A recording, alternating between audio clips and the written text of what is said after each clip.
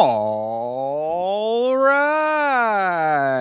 What's up, everybody? How you doing out there? Welcome back to the show. This is last week's fight. My name is Thinker St. James, and tonight we are going over each and every fight from the upcoming UFC 324 Gaethje versus Pimblett. Going to be highlighting some of the fights that we watched over the last week and going over some of the questions that we missed from last week as well. And to do all of that with me, as always, the man, myth, and legend, the Ohio player, Mr. Chase Parton. How are you, sir?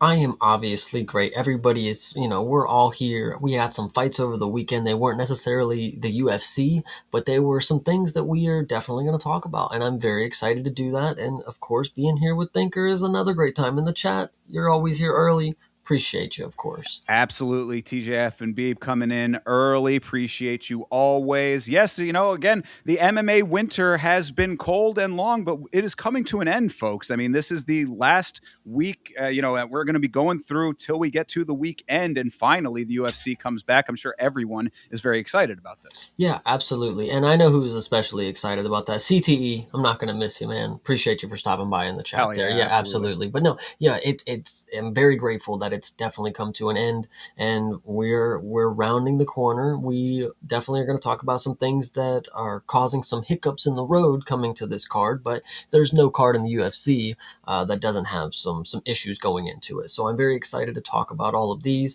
I don't know if I've said I'm excited enough. I mean, I'm just very eager for this. Like, Jesus Christ, this is fun. Let's go. I would say after 6 weeks, it's hard to contain the excitement, I would suppose. But before we get to the UFC, of course, as we said, we watched some fights over the last weekend. And one of those that you watched actually is kind of interesting. We talked a little bit about it on one of the Friday shows recently. Our good friends over at LFA have a new broadcast deal, and they are now on Vice. So you got to watch a little bit of their first broadcast. Chase, what did you think? Well, let me absolutely say first that I did not know I had Vice. I did not know that this was something that came in the package that I was paying for. I had a package that I was, family members use, and it's down on my tab, whatever you want to say. And I was looking about, and I was thinking to myself, we have some sort of cable package kind of deal. It's shout out Hulu, whatever you want to say, but I found out Vice TV was on there, and I was like, well, son of a gun. They are playing fights on that channel right now because, again, I wasn't necessarily sure. Like, it says streaming on Vice. It's like, is that some streaming Vice Plus? Like, there's always a plus here that has some sort of streaming service behind it. But no, I literally got on there and cable had fights playing. And what is crazy to think is I was involved in the movement. Everybody, including me, was shitting on this move to Vice. Like, what are you doing? What even is Vice? They own the WWE TV shows. Who cares? But guys, I turned on my TV. I magically had the channel. I know I pay for it, but it did appear, and I got to watch fights that night. This last Friday, I watched the LFA, and I had no idea that was even possible. It's so. Shout out to them because what I think this is a major thing is I think they found a cornering of the market. They looked at all the streaming services. Where did where did it all coincide? Vice TV. All of them have it. I bet. I swear. I haven't done the math yet, but PFL and LFA, they may have been cooking here, and I was hating. But considering that I have the service, I am now on their team. So go ahead. Well, I mean, this goes back to the same point, though. On the opposite side, the flip side of that coin, I do not have the service, so I am hating. I was looking. I remember we talked about it, and I was like, let me just see if it's anywhere that's accessible. If they were doing like the YouTube streaming / Vice TV thing, or even if they had a standalone version of it. No, it really is just the cable version, and of course, if you can get it in one of those packages, then you have it that way. But it's not one of those things where you can just kind of a la carte it somewhere else. Like, you have to have Vice in order to get it. So hopefully that's going to work out for them. But either way, I mean, you were able to watch it. I mean, was it the production of the quality that we should be expecting from a national broadcast deal? What I will say, excuse me, is that I was a little, I misunderstood what I was supposed to be watching here. When people talk about LFA, and I don't really catch a lot of these regional promotions here.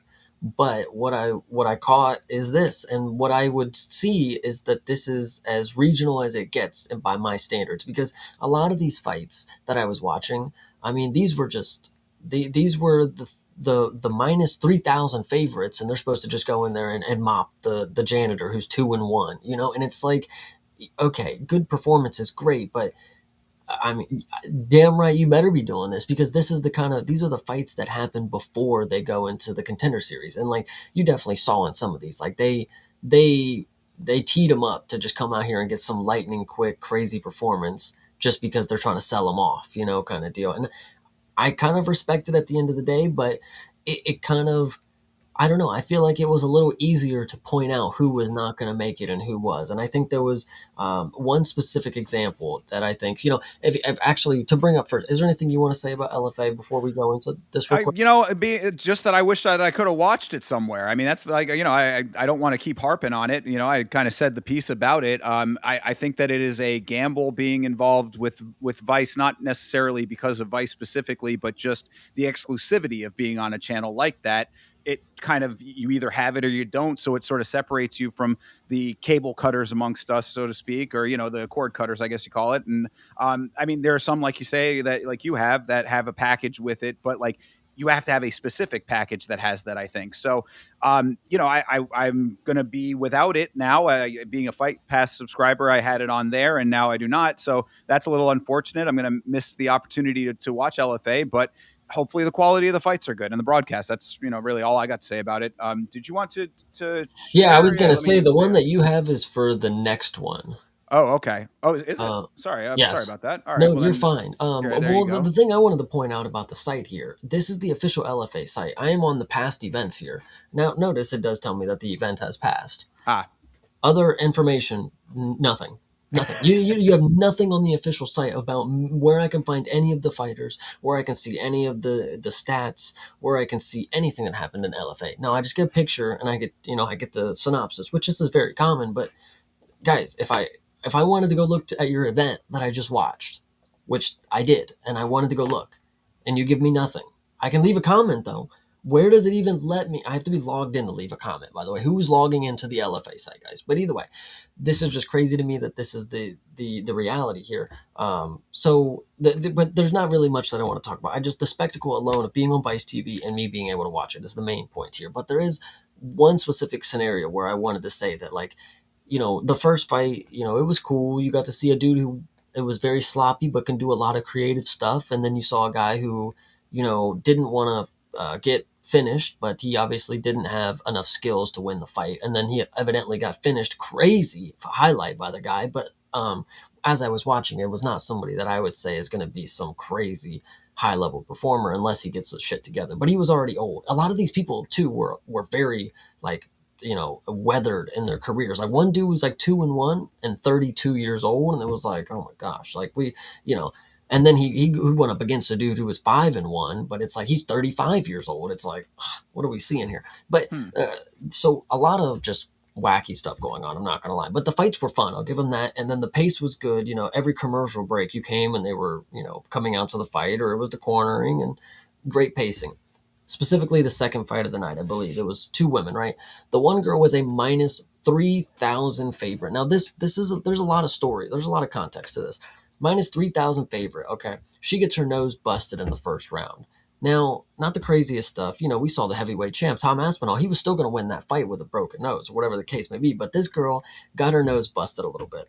The commentators immediately, like, make it the biggest deal ever. Oh my God, that nose. Oh my God, she's gushing blood. She's got blood everywhere. I'm watching it. I don't even know if her nose is bleeding yet. I'm still, like, squinting, trying to see if the shit's happening. Crazy enough. So she's standing, striking with this girl. And, again, minus 3,000 favorite.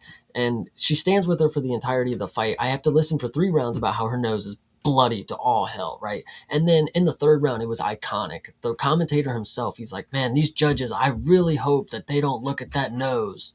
And they based the whole fight off of that. My dad literally looked at me and said, he's been doing that the whole fucking. Yeah, that's funny that you mentioned that, because I remember when I did the Ryzen New Year's Eve event, which was a good event Mhm. overall. There was specific points during that watch along where we were talking about commentary glaze and saying that, like, sometimes they really are laying it on a little bit thick. Like, obviously the commentators are there to tell you what's going on, but also to heighten the action, to hype the fights a little bit. But at the same time, it's like, you can visually tell what's going on as well. Like you can't have it be so far removed from reality that it's like, what are you talking about? Like what you're saying is not actually matching what I'm viewing right now. And so it was just it was even better because the fight ends, 3-round decision. It might have even been a split. I don't know, unanimous, whatever. The girl with the bloody nose wins, the minus 3,000 favorite, of course. So she gets on the post fight and she's like, "Man, I was having such a good time in there. Me and her were talking to each other in Portuguese. My coach is yelling at me to stop. Stop having so much fun. But I didn't listen to him when I wanted to strike. And that's my husband too. And I'm like, you just said like 7 horrible things. You are never going anywhere. As a minus 3,000 favorite, you come in here, you're joking around, you're having a great time. Your husband's your coach. You're not even listening to him. You decide to strike the entirety of the fight when you're a grappler. It's like red flags all over. I probably will never see her in the Contender Series. And she's just one of the main victims of this. It was across the board. You can see things like that, just like riddleness of like the little details that like people that go to the UFC, they don't have these moments where it's like you clearly see the flaws in their fucking game. Minus 2,000 favorite, hats off to her. She won, but mate, I'm pretty sure you were supposed to fucking dog her out in the first round. Like, what the hell? I had 3 rounds and you had a broken nose or something. I had to listen to the commentators tell me that you were about to lose.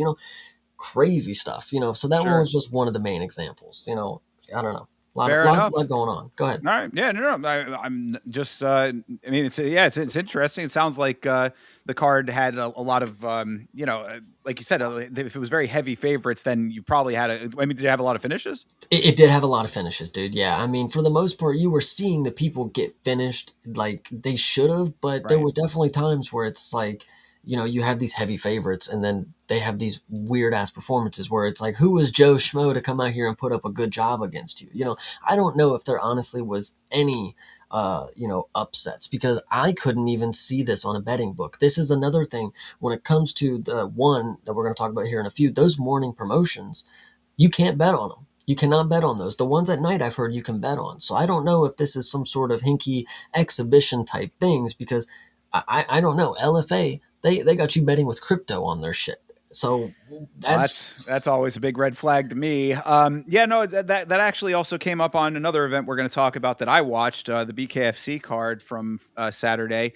Yeah, certain books have it, certain books don't. I guess you just have to hop around and see what carries it and what doesn't. But yeah, the crypto aspect of it, we can talk about some other promotions that are not doing necessarily so hot with that. So yeah, a little unfortunate if that's the case. also LFA sponsored by OnlyFans.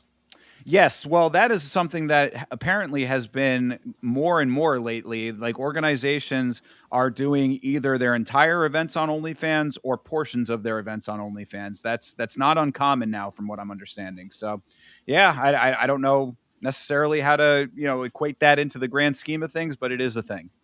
Yeah, but all in all, this was actually, a decent little promotion. Like I said, very, very quick to it, very quick to the point. It's on a TV, broadcast schedule, so they got to be in and out before the next thing is aired. So even because when it's not, the next show is just going to overlap you, kind of deal. So they got in and got out. Like I said, this might have been, I think it says 15 fights or something like that. Maybe I'm wrong about that, but it doesn't say it on here, by the way. I'm pretty sure I saw it on somewhere else. There was a lot of fights, but it came really really quick, kind of like a Contender Series thing. We have 6 fights and it happens, and or 5 fights happens in 2.5 hours. This was 15 fights happened in like 4.5 hours, something like that. Like it was decent. And like I said, you can turn it on the TV. I didn't have to be on the computer. I can turn it on in the background, and then I can go do stuff. It's kind of I kind of liked it. Something that I think the UFC is going to be able to benefit from when they come to Paramount Plus. I don't have to be on my TV trying to look for a fucking illegal stream. Like so. Indeed, yes. I'm sure that's going to be helpful to a lot of people who had been doing it alternative methods. So, all right, fair enough then. So LFA, I guess in the grand scheme, pros or cons, is it thumbs up or thumbs down for LFA on Vice? Thumbs up, because here we go again with a promotion that knows how to schedule their events around the UFC. They don't have a once a blue moon when the UFC finally goes on vacation. They figured out how to put their cards on Friday. I showed up on Friday or whatever day it was. I might have, yeah, Friday. I was there for it. And, now that I know that that's a possibility and I own the channel, I mean, it gives me a reason to show up on Friday for LFA, man. I might even have to stream it next time I that I was know gonna it's say possible. a couple watch alongs perhaps in your future there. That'll be Yeah. good stuff. So yeah. Now, and to piggyback off that point, that now, especially since the channel is growing more, I'm trying to do watch alongs as much as possible. Promotions, if you don't have the letters UFC in your name, if you're not affiliated with the UFC, there are 6 other days out of the week that you could be doing your events. Please take advantage of those other days, because there's always, as the sport itself grows, people are wanting fights all the time. Like, if you had an event every day of the week, there are going to be people that'll probably be watching events almost every day of the week. So I know that around here we would be. You know what I think is also a big part of it? It comes down to conformity. Everybody wants to believe that Friday and Saturday is the day that everybody wants to watch their, sports or whatever. Now, I know analytics will probably tell you the same thing, but, Thursday night football exists, guys. Monday night Raw, what do you like? Tuesday night anything, Wednesday night anything, as long as it's a good product. Well, people are looking for something to do every day of the week. There's more time available than ever because people could do everything online. Yeah, and also the gig economy and the way that just work is changing. Like, people's schedules are not always Monday through Friday 9 to 5 anymore. So if you're off on a Tuesday, fights on a Tuesday. I'll take fights on a Tuesday. Exactly. I love the idea for it. I think, just small little things like that, they could really change the game for somebody who's really trying to be an up and coming promotion, but it really takes some big headed egoed, maniac who's running these promotions to have some idea like this and, have the balls to try to fucking jump on a network. But it, somebody's got to be able to do it, man. Longbow, listen, I got you, dude. We can get you out there. Well, I mean, please just take it to YouTube so that everybody can just watch it. But either way, good job for Vice. I mean, LFA for this, apparently. If you're giving it a thumbs up, sounds good to me. I'll have to see if I can somehow, some way get a viewing of that in at some point. But I'm glad that you got to watch the first broadcast of it. Yeah,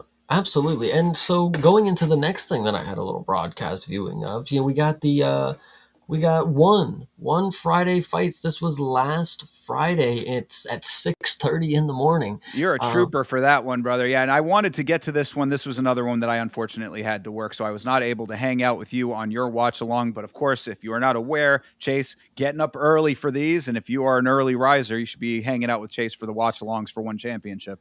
I'll briefly break this down one more time. I've said it a couple of times. When I first started watching the first card that I watched, I think even the first two, they started at 8:30 in the morning. And I was like, man, this is perfect. 4 hours, get up out of here at noon. And then they started going to 7:30. And I was like, oh gosh, this is really getting a little rough on me. The first card of 2026 started at 6:30 in the morning. Now, granted, they added like 4 extra fights or something like that. I like that. I'm okay with that. Now, next week, it also starts at 6:30 in the morning. And listen to me, Mr.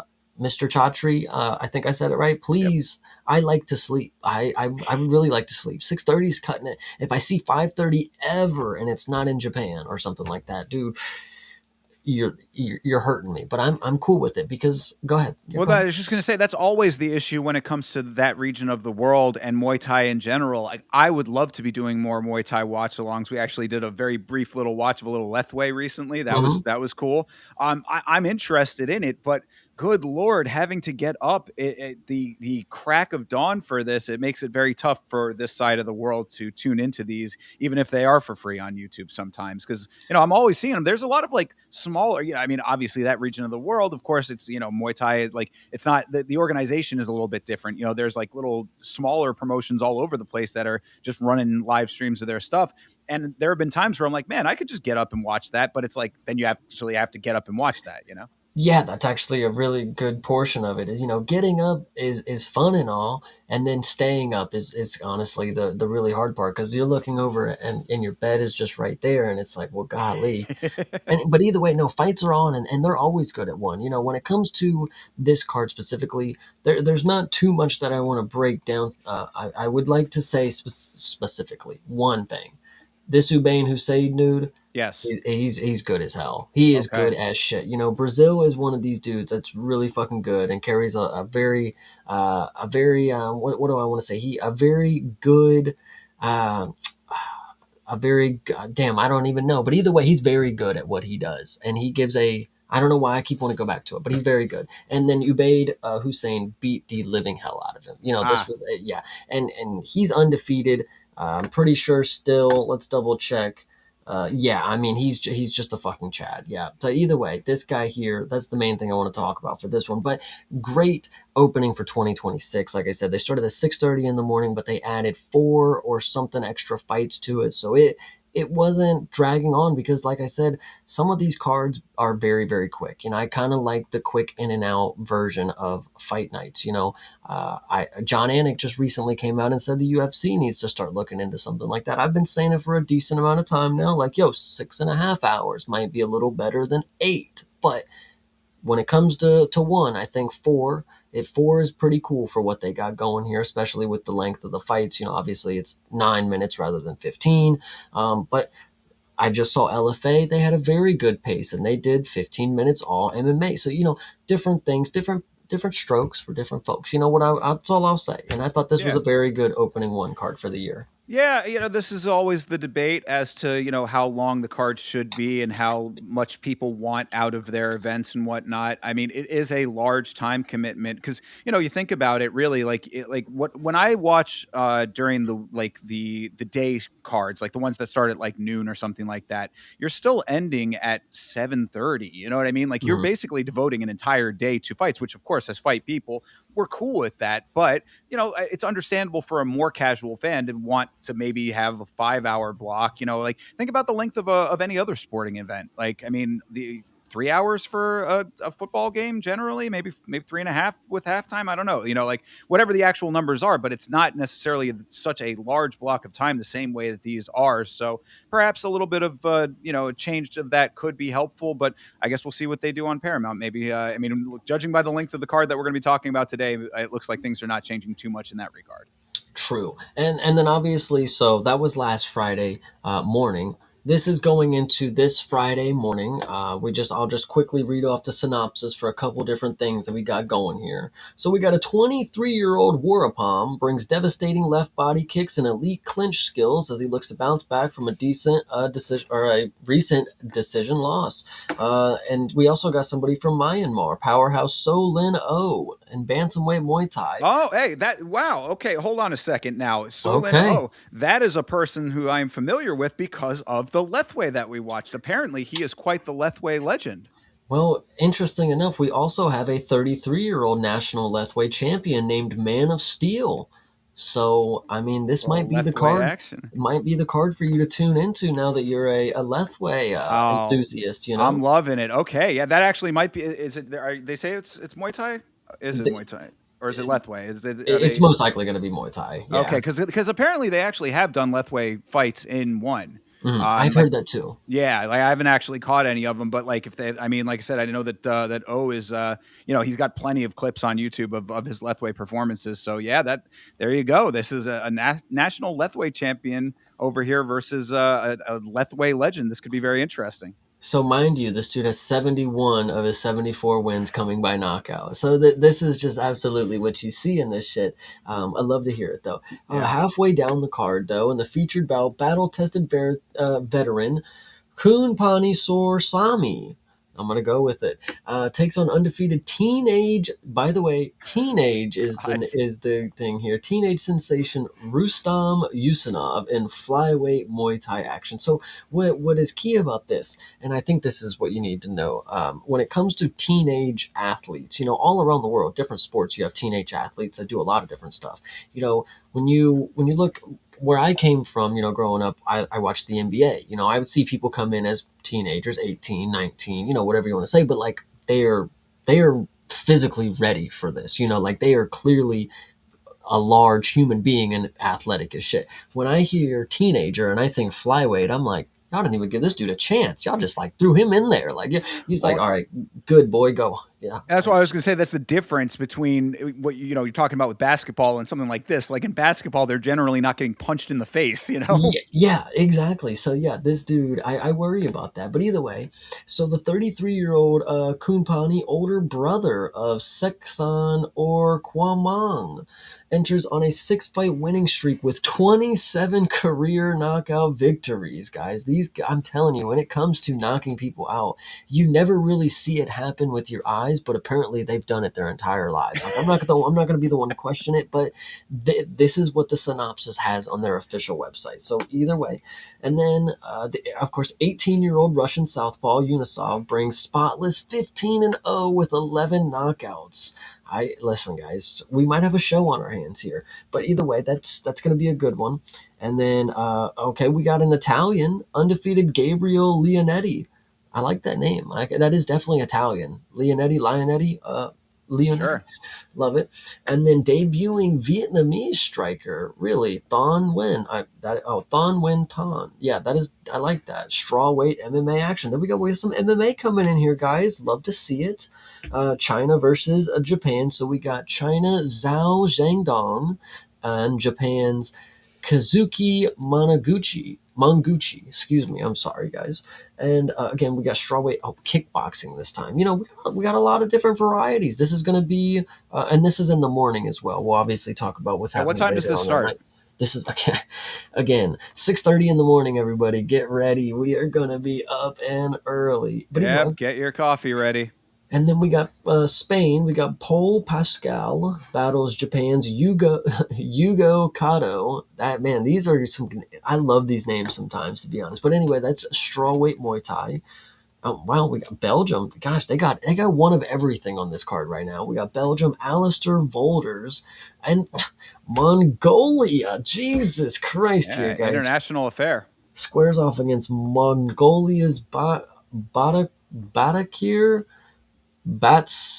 Batsaikon? Jesus. All right. I love him though because he's Mongolian. He's a Chad. And by the way, that is also going to be MMA if I did not say that. So a lot of different MMA. Like you said, we got the Lethway legends coming in here. We got the Lethway legend versus the decorated Lethway kind of athlete. The street legend versus the actual, Yeah, champion. yes. This would be actually really fun. I don't know if I know I said a lot of words. I don't know if anybody actually was able to pick up on what was actually going down. But once they start putting up pictures, I implore you to go ahead and check out their site so you can see because they do have a very good site for what I looked at LFA. I couldn't look at shit. I couldn't even tell you one different thing that happened on a fight because they don't have that information available on their own public site. So shout out one because we got things going down in the morning next Friday. Anything you want to note about this one? It just sounds like a really good card, honestly, based on everything that we just talked about. I'm excited to see, like the dude, the Lethway persons we were talking about, based on the fact that we've seen him in some of his clips. I'd like to see him in the actual organization. Hell yeah! And then so going in, this is Friday morning again, 6:30 in the morning Eastern Standard Time is when it will be starting for me, and then later on that night, starting at 9 p.m.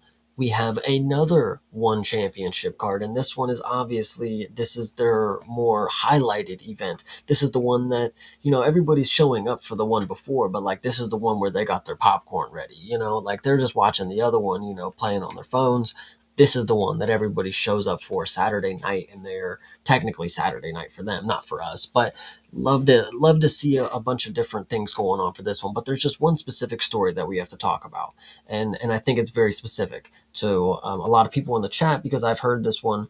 Chase, you got the pronunciation. Keep pushing. I appreciate it. I just saw that comment. Either way, so when it comes to the 18-year-old American prodigy, Helena Cravar, we have to talk about her, and I'm pretty sure you were the one that actually brings her up more often than not. So I would like for her to get her moment here. She is a little ways down the card, but she is going to be in a submission grappling series, which is nothing new. This is what she does. She's a grappler, but she's 18 years old, guys, and she's been grappling high-level grapplers and winning. I mean, if you've been around here, then you might remember our watch-along of the CJI, and she did very well there. She won the whole thing, if I'm not mistaken, as far as the women goes. Now, it was only a 4-woman tournament, if I'm not mistaken, but still, she's a phenom as a young lady, and someone that I was very interested in seeing go on and what she was going to do. And then right after the CJI was when they announced that she had been signed to one, and I was like, okay, she's stepping up into the big leagues early now, which is perfect. So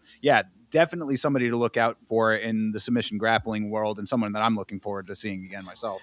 Well, the real question is now that she's in a promotion that offers some sort of grappling experience, and then there also, excuse me, and then there also is a sort of availability to transfer into other styles. What Yeah. are we thinking here? She's 18 years old. Will she adopt another form of martial arts?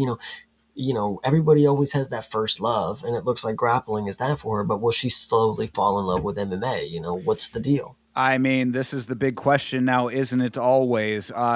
When it comes to these grapplers, especially hers in this situation specifically, like a prime example of this. She is young enough that if she starts striking now, she could be really good at it going forward. But she has to start now. I mean, like this is the thing. Like she has all of these great accolades in the grappling, and obviously that is a good skill set. But time and time again, we have seen performers, competitors who have one very good skill set, and they don't expand that to make them more well-rounded. And taking just one skill into MMA, it never really works out all that well, except for maybe very specific cases. Yeah, and see, this is where I think I'm a big fan of her already. And I know nothing about her, but when you talk about all these people that transition just like her, and they have to start early to get their striking, and if they don't, they're never really going to have that game to them, and they got to really be. Anyway, there's two things that you have to, maybe more than two. Look at she's bantamweight, she's a woman, she grapples. Ronda Rousey, Kayla Harrison. I mean, like Sure. you can't really argue it. Like in bantamweight, there's not really many people that you could say are like gonna really put up that crazy of a contest against a really dominant wrestler, grappler kind of deal. I mean, Kayla Harrison could just walk in and do what she did to the belt. Ronda Rousey at the time, whatever you want, armbar city, whatever you want to say, she was just dominating with basics things. Does Helena really need to have an extensive arsenal at 18 years old to come in I here and win something? In 2026, I would say so. I mean, now granted, yeah, Kayla is maybe a bit of an outlier on that. And like I said, specific cases, it's a case by case thing. And Kayla also has, I think, some natural gifts as far as her physiognomy or for her physicality goes. Helena, maybe. I mean, it's not impossible, but I'm saying if she does start her striking now, if that is the path, if that's how she wants to go, then now would be the time to do it, because you're only going to keep growing and getting better. And there are performers. You think about your favorite Josh Fan. Only started his wrestling and grappling a couple of years ago, and now he's got. I mean, granted the circumstances, whatever, but he's got a belt now, so it took him far, is what I'm trying to say. Not having that as a limited skill set, so it's not impossible. But I think if she is trending towards that direction, if that's where she wants to go, doing it now would be a great thing to do. Let's see if she gets her win in submission grappling. And when she has a little bit of name recognition in this world outside of just submission grappling, then a lot of options are going to open up to her. We'll see what she does. I don't know. I think it is going to be interesting to see what her career looks like because obviously she's somebody that people look out for, and she's more than just in the grappling scene at this point. I follow her on Instagram, and I don't know if you guys do or if you know anything about her social media, but she's for some reason she has this look in her photos, and I don't know if it's photogenic or whatever it is, but it's a weird, like, you're in a trance kind of thing. I'm not saying like I'm in a trance looking at her, but the way that she looks, it's like we're like dialed into each other. So I don't know if something's going on with her social media that's like blowing up, but I'm telling you, for some reason, when you come across her thing, when just go look at her photos and you'd be like, why is she looking at me like that? Like, I don't know. It's kind of interesting. So she's popular for some reason. And she obviously comes in here and wears all these different outfits. And I think that is part of the character. And I think it is, again, to the popularity of her. I think it might be interesting to keep following up with her. I mean, 18 years old. Listen, Raul Rosas Jr. was manhandling 32-year-old guys. Like, give her 2 years and you're telling me she can't beat Chelsea Chandler? Like, come on, dude. Like, I don't know. Yeah, I mean, you're making a good point here. Absolutely. At the age that she's at, with the already building star power that I think she's going to increase in one championship, world's her oyster. Again, all you got to do is go out and get the wins now, and it looks like she's able to do that. So we'll see what happens in this one, and then what she decides she wants to do after that. Really, it's going to be up to her. Yeah, absolutely. And there's another thing that I want to talk about on this card. Actually, I guess two more. We'll talk, Rambo Lek, another one of these guys that has these cool ass names and is good at what he does, and you know him for, being good at Muay Thai with a cool name, So obviously show up on Friday night and be ready to fucking watch him, And then his opponent, Abdullah. I don't know why that name's funny. It's just a funny name to me. Abdullah, it's cool though. Either way, uh, gosh, he looks like fucking. Doesn't he look like a Nurmagomedov? Like Jesus Christ, he looks like Umar. I mean, he's a Diakayev, so it's Close enough, I guess. you But know. either way, there's a guy right here, EC, and shout out 46 vet, my boy Henry out there. He's familiar with our guy from Australia / Tonga. I don't know if you guys Tongan. Yes, exactly. Oceania, shout out because he might come in here in welterweight MMA and make something out of himself. He's going against me apparently, but Yeah. Chase, man. yeah, come on, Chase. So either way, EC is somebody else that might be something to look out for. I have not yet seen the people that I'm gonna classify as transition worthy to the UFC, but we are always on the lookout, especially if they're already in MMA. That makes it one step easier. So I love it. I'm excited for our Tonganese fella Good here. deal. Yeah. And so, what time is this card? This card is at 9 p.m. Eastern Standard Time. All right. So you got fights in the morning on Friday. You got fights at night on Friday, and a bunch of good stuff on both of them. One championship. We highlight one championship around here because we are fans of the product. So I mean, really, that's why we're putting it out to you guys to let you know about some of this stuff, is because we really do think the quality is there. So, if Chase is streaming in the morning, we'll see. I don't know what the schedule is looking like just yet, but maybe I come on for this one. Who knows? Hell yeah. And shout out CTE for agreeing with me. Her dark bangs and brows make her eyes look extra piercing. Dude, I don't know what it is. I'm telling you, it is like... She got a look. She definitely does have a look about her. Yes. So, I mean, and I think, again, it plays into... She's a character in of itself. She's the perfect person to have ended up in the CJI kind of pool of people kind of deal. And I think her being able to build on that and make her own sort of career after it is interesting. And she's obviously in a good promotion where she can win 350,000 bots. So, fuck it. Indeed. I mean, really, you could be seeing a star in the making out of her. I mean, this is very true. She's very young and getting her wins early. So, just keep an eye on her and we'll see what she can do in one. Just be hopeful that she accomplishes everything in grappling that she ever wanted to before she's, old enough to quit. And then she decides to transition into MMA. I think that really is, the ultimate goal for everybody that I see these days. I would hate for them to go do celebrity boxing or become a coach. You can make so much money by me watching you do MMA, I don't know. Perhaps. All right. Well, anything else on one before we move on? No, we are good. I think that is it. All right. Well, then let me bring this over to my side of the world here. I'll bring this back because I want to talk about this right here. This was what I watched over the weekend. This is, of course, Bare Knuckle. This is BKFC 86. This was Lane versus Paig. And for their first event of the year, this was a fun one, man. There were a couple of decent fights on here. Not every single one lived up to what I think Bare Knuckle wants itself to be, but just a couple of things to highlight. Starting off with down the card, this right here, Guilherme Viana versus Juan Figueroa. Now, Juan Figueroa did not have a great performance. Juan Figueroa, they don't have his picture on here on Tapology. He is a very large, kind of stocky, shorter guy, and this is heavyweight bare knuckle. Just the sound of saying that out loud is just, it kind of like gives me chills to the idea of fighting bare knuckle at heavyweight. Guilherme Viana, he is the build and the power that comes with that, to be able to be good at that. Because Guilherme Viana walked right through Juan Figueroa. It was an amazing performance. This guy is definitely bound for being a bare knuckle star if he wants to continue bare knuckle boxing. I also wanted to highlight this fight, not only because of Guilherme's great performance. That guy's probably going to be belt bound at some point, or at least in contention in bare knuckle. But also to say that in the chat on the watch along, we had a former opponent of Juan Figueroa. So shout out to my dude CJ Avila, aka the Panda, who was hanging out with us, and is is going to possibly be fighting again in bare knuckle. So I just wanted to give the shout out to the homie over there.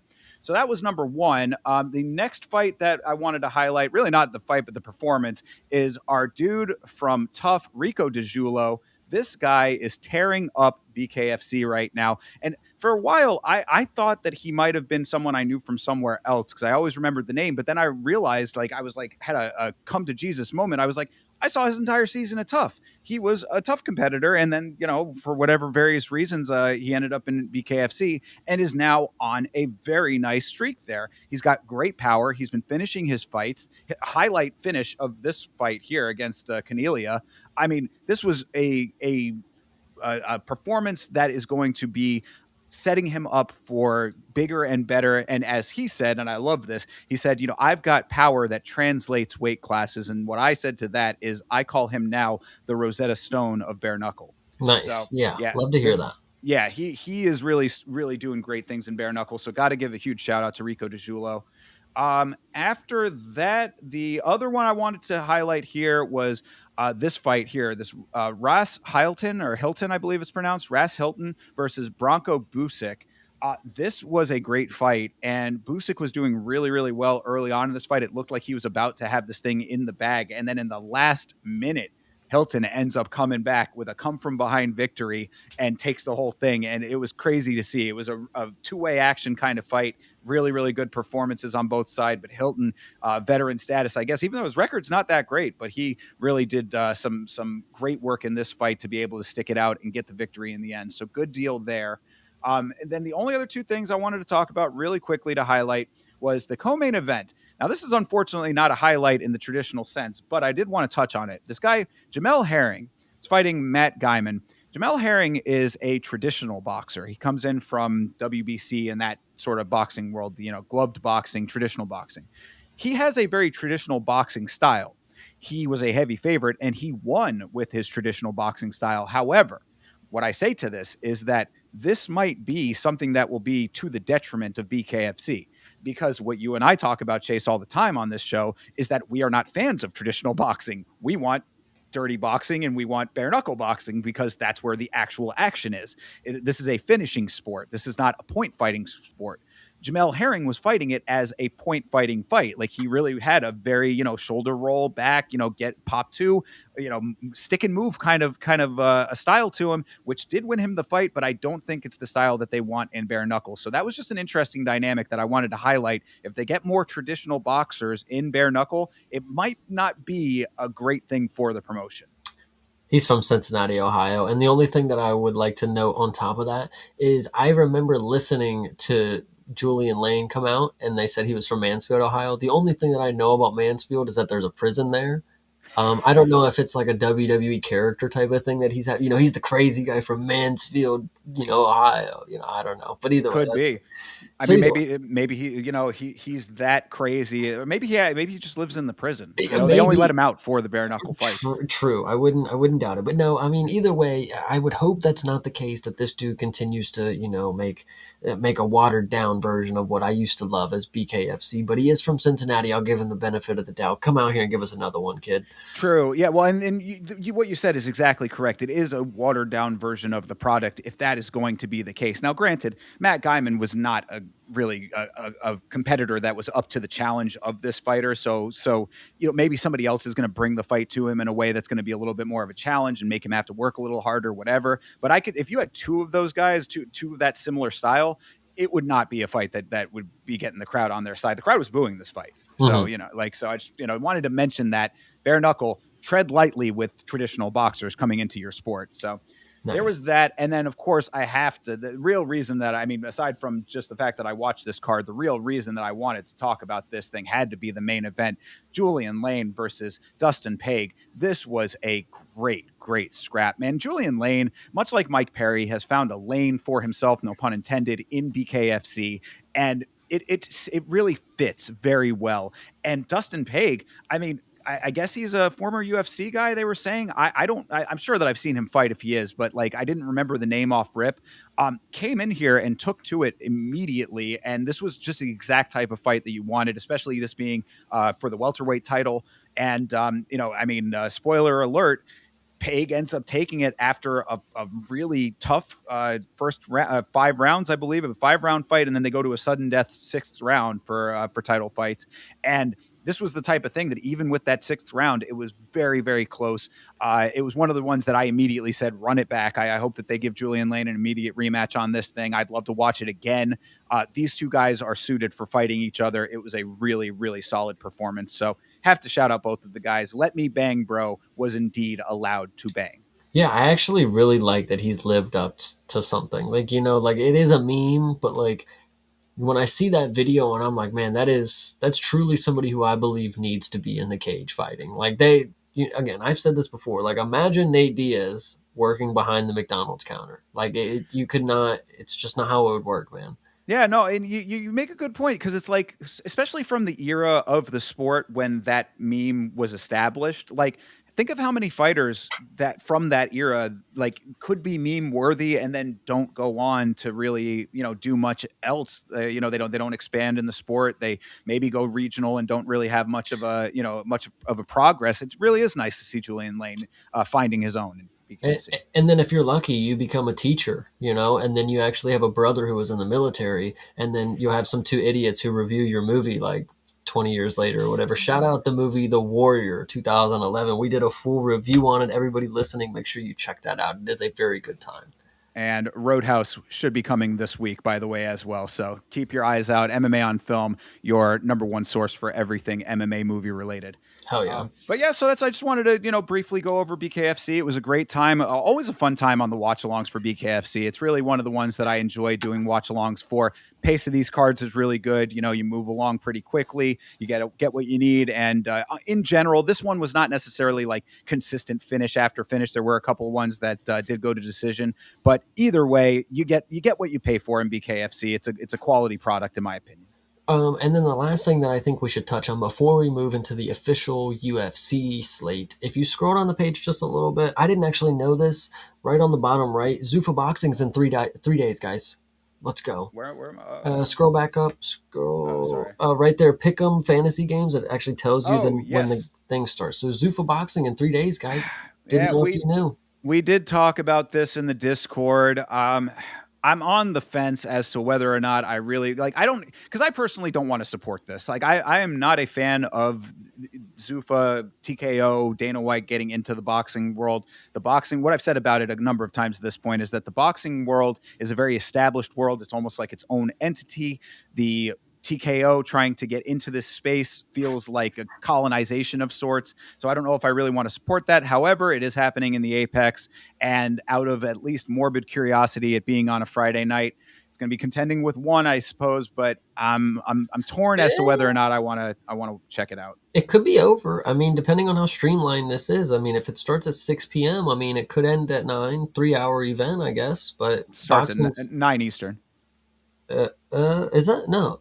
It says it right there. Date time on the right here on the poster on the bottom. But on Tapology, it says Friday, 1:23, 6 p.m. Eastern. That's why I can't really see the poster too well. Yeah, well, it's hard to know which one's correct then because maybe they're saying main card is at 9. That must be what it is because this is okay. 3 fights in the main card. It looks like. Okay, well, either way, it'll be on. And also, I don't know, there is LFA this weekend as well, too. I don't know if, I guess we can say that as well. Yeah, so I pick your poison, I guess. Yeah, I know, exactly. So we'll have to see, maybe we end up both doing other stuff. We'll have to figure out exactly what the schedule is going to look like as far as watch-alongs and all that kind of stuff. But we're back. This is, I think, the biggest point. We are back in fight season, people. The winter is gone. Shake off your snow. The winter coats can go back on their hangers. We are back in fight ready mode. And to kick all of that off, of course, the main topic of today's show has to be UFC 324, Gaethje versus Pimblett. Chase, how you feeling about this? I honestly, guys, if I could be real with you for just one moment, people say this card is stacked. Stacked is what I've heard. This is an all right card. I mean, it surely is not a pay-per-view. I'll tell you that. It's surely not a pay-per-view to me. Well, let me tell you what I think on that specific note. What I think is that this card is stacked in the sense that it's good enough on paper that it could end up being a really good card with the talent level that is here. I I also think it's like, yeah, this is a really good card in context to them holding all the champions hostage for the White House. You Oh know, well, yeah. I mean, and these are the things now, of course, and of course we talk about the next pay per view and the main event of that and how everybody feels about that too. We know all of the dynamics that are going into Paramount Plus, the White House card, etc. So there are some things to consider with all of that. But regardless, we're getting back into the swing of things. This is the first one that we got. Of course, as you said, this is a non-pay-per-view now. This is a premium live event, so to speak. This is a numbered event. However, we're going to start referring to these things instead of pay-per-views. But the first one of those, of course, on Paramount Plus. So that's a big thing.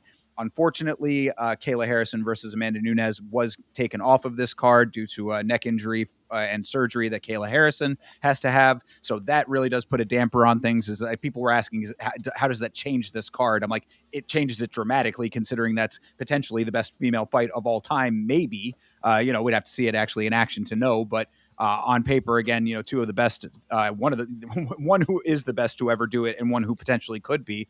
But besides those things, I think that there's a lot to be happy about with this. And of course, we can start going over these fights if you would like. I would actually really like that. Yes, I would. Well, then let's get down to it. Oh, Starting not that things one off. though. I, Well, we got to. We got to start it off right here at the bottom. The first fight of that. This is the first UFC fight of 2026. Is Adam Fugit versus Ty Miller. Fugit is 10-5, 2-3 in his last five. His wins are a split decision win over Josh Quillen, a knockout over Yusaku Kinoshita. His losses are KO losses to Michael Morales and Islam Dulatov and a sub loss to Mike Malott. Miller is 6-0. This is his debut in the organization after one win on the Contender Series. His win was a unanimous decision. He was a guy who I was a little bit skeptical of him getting signed, if I recall, from the fight that we saw in the Contender Series. What do you think about this fight? that is absolutely the case. So when we watched that episode of the Contender Series, if you recall, everybody got signed on that episode, I'm pretty sure. And it was kind of just like, well, we can't sign five people and leave him out. He had a good performance, but it wasn't necessarily the performance that you'd say that's UFC talent. We need him. This is a guy who little bit South American, and Dana kind of loves to have his South Americans on the roster. They fill out a lot of the roster. And, he represents America, of course. Shout out to USA, but I think he was here, and I think it was definitely a performance that I was not thinking is screaming UFC, like I said. But if it's against Adam Fugit, honestly, this seems like they want him to have a good win here. It seems a little handpicked. Like, this dude's 10-5, 10-6 is likely. Yeah, well, that is. I think the matchmaking is perfect for it. That I will certainly agree with. Miller, a guy we're going to talk about another guy on the card, a little bit farther up, who in his last post fight was saying, "Hey, jitters, I came into the organization a little bit off my game, et cetera, et cetera." Maybe he comes in here and does put on a really nice performance. Fugit, I'm trying to remember if he had what his ground game is like. He does have a sub loss, but Miller, I believe, was a very wrestle heavy fighter, if I'm not mistaken. So this could be a little bit more of a competitive affair. This could be a pretty decent scrap between these two, considering that Fugit, kind of a middling talent, and Miller being a debut. I hope, I guess, we don't know enough about Miller to really have the full impression aside from that fight, which was just okay. Fugit, that the losses are starting to creep up. He's at that halfway between his wins and his loss record. That's never a great sign. Again, this could make it that much more competitive. Fugit probably fighting for his job to an extent. I don't remember in the fight thinking like, man, that Ty Miller has power, like damn, or he can crack, anything like that. But I feel like I'm looking what I'm getting from this picture, because I was gonna say everybody put your money on Ty Miller by decision, but this Adam Fugit character right here, he looks like the type of guy that gets chinned by the lightest fucking tap to his face. I don't know. So I feel like Ty Miller might put a really good place shot, and it might not be very powerful, but then you just see this dude fold out of nowhere, and you're like, what the fuck? Could be. So you're thinking Miller on the money line? I think, yeah, specifically on the money line, but I think there is a chance for a knockout here because he does. I do remember thinking his boxing is solid. The power is not something that I leaned into, but the striking, if he places a well timed shot, I think he might be able to get a knockout here, guys. I mean, the only other knockouts for Fugit are two knockout artists, though. I mean, one of them being Islam Dulatov, who, is a little bit of a newer guy, but still a powerful guy. We've seen his accolades, starting to rack up. And then the other one is Michael Morales, and you know where he's at this point. So He's 37 now. He just got chinned in his last fight by Dulatov. So, I mean, and then before that, it was Morales. So he's probably going to get chinned again. And it might be the lesser of the people, it just will be a downward slope. That's how it would, that would devolve him. Yeah. could be. And, I always am cautious about backing the Contender Series horse just because we don't have enough information. But this is a very appropriate entry point for a Contender Series fighter. So if that's the case, Miller, come out here and do your thing, and we'll see what happens with it. Godspeed, I suppose. Absolutely. Yeah. Yeah, and before we move on, got to give another big shout out to the chat. Lachlan yeah. coming in, appreciate you. Jorge Aguilar as well. Didgery Dave, the homie, always. And I don't think Hydra was here when we shouted everybody out before, so shout out to you, Hydra. Yeah, and shout out Beeb and Rick Allen and everybody else who was here. CTE one more time. Everybody, you guys are just awesome. Appreciate you guys for tuning in for the first fights talked about of 2026 for the UFC. Feels so good. It feels good to be back in the swing. Yeah. I feel like I appreciate that we were able to keep everything going over the break here. But man, we're back in the swing of things. And shout out Jordy. Appreciate you for dropping and asking when Tom Aspinall will give an update. Probably never, dude. He's hiding from Waldo Cortez Acosta, but we'll talk about that here in a few. He's been updating you consistently on his social media all the time with his walking stick and his extra thick glasses. They got the whole Ray Charles on, dude. All right. Well, let's move on to the next fight on the card here. This is Ricky Turcios versus Cameron Smotherman. Of course, Turcios is 13-5, 2-3 in his last 5. His wins are a split decision over Brady Heasted, split decision over Kevin Natividad as well. His losses are unanimous decision losses to Eamon Zahabi and Bernardo Sopai, and a sub loss to Raul Rosas Jr. Cameron Smotherman is 12-6, 1-2 in the UFC. His win is a unanimous decision win over Jake Hadley. His losses are unanimous decision losses to Sergey Sidey and Ricky Simone. This is really interesting because while I don't necessarily love Ricky Turcios and I never have been around to be somebody that, I'm pretty sure he's from Florida. Am I right about that?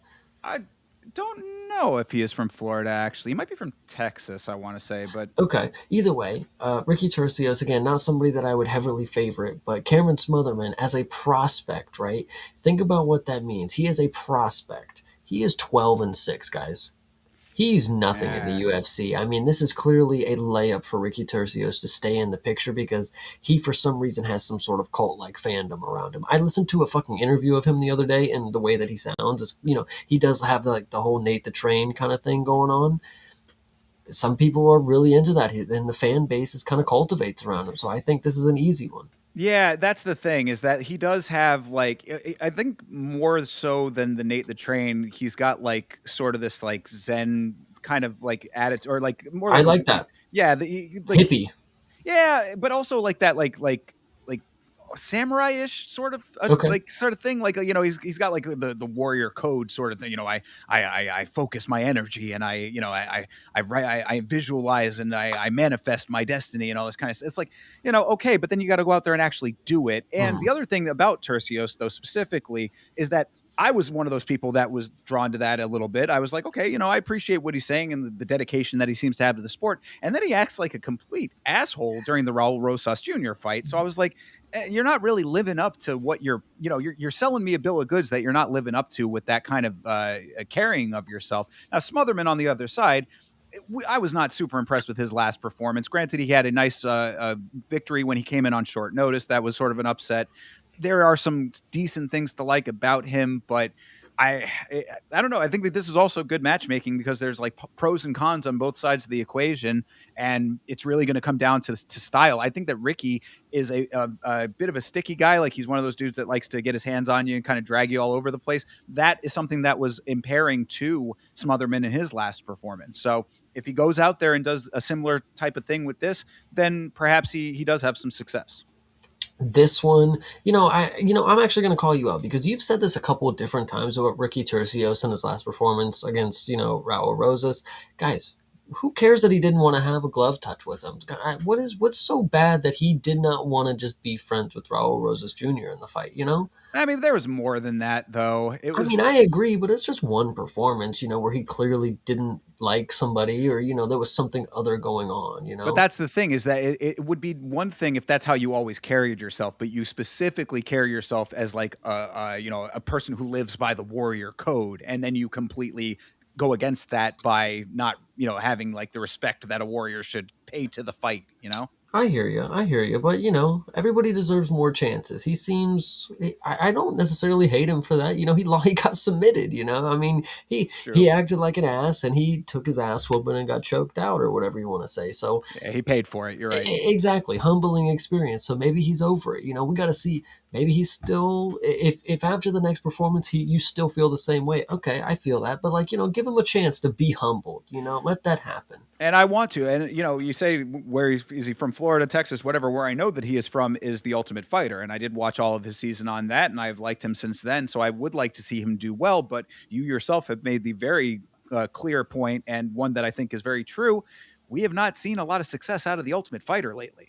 True. Yeah. And one of them just popped for PEDs, and he's now suspended for 30 months or whatever. Muhammad Usman, it ain't looking too good, but this is a note to all of the Ultimate Fighters. Like, the level has to be raised, guys. I mean, you are out here being seen as the TV personality, section of the sport. People really, they just don't take you serious, and like they know that they can match up a low level guy who came from the Contender Series, who has 6 pro bouts, and he will take on a guy from Tough who has spent 12 months in a fucking house with 18 other sweaty dudes. Like, what does that even matter? Like, the dudes that really get it done, they're proving it to us, and they don't have to go on a whole fucking TV show run where the UFC has to promote the guy that they think is going to be the most valuable to the marketing of the show. Whatever you want to say like that. Like, Ricky Turcios, just come out here and win the fight. Long story short, God damn it, because Cameron Smotherman is not that fucking good, dude. Yeah, well, and again, his last fight, Cameron Smotherman, we saw him getting manhandled all over the cage. I mean, he was, had his opponent wearing on his back for a lot of it. This is the exact style that Turcios can utilize, and then also get some decent striking off. Really, I think that Turcios just has to be defensively sound. That's the only thing that I would say about this, is that if Turcios can come out there, get his shots, keep his chin tucked, make sure that he's not taking massive head shots, really, more than anything else, Smotherman will rip to the body. So, I mean, you do have to be a little bit savvy as to where you're defending and whatnot. But really, just be defensively sound, get your hands on him, drag him all over the place. This can be a performance that you could actually hang your hat on a little bit. So, all of that being said, who are you going with? I'm going to take Turcios, and I'm going to actually say this fight goes to decision. I could not agree more. I am also taking Turcios, and I also believe that this will be a decision. But again, for the first time for the year, I can say this, Chase. If you are watching out there, people, both Chase and myself are streaming to our individual channels. So if you have, once we start differing on our opinions, if you have a person who you agree with more, make sure that you like the stream of the person you agree with. And chat, I am actually trying, I'm going to hope that you hold us accountable and make sure you let us know who's up. This year, 2026, we will do the official tallying. And we'll, at the end of the year, that's just another thing that we have to go over for the yearly awards.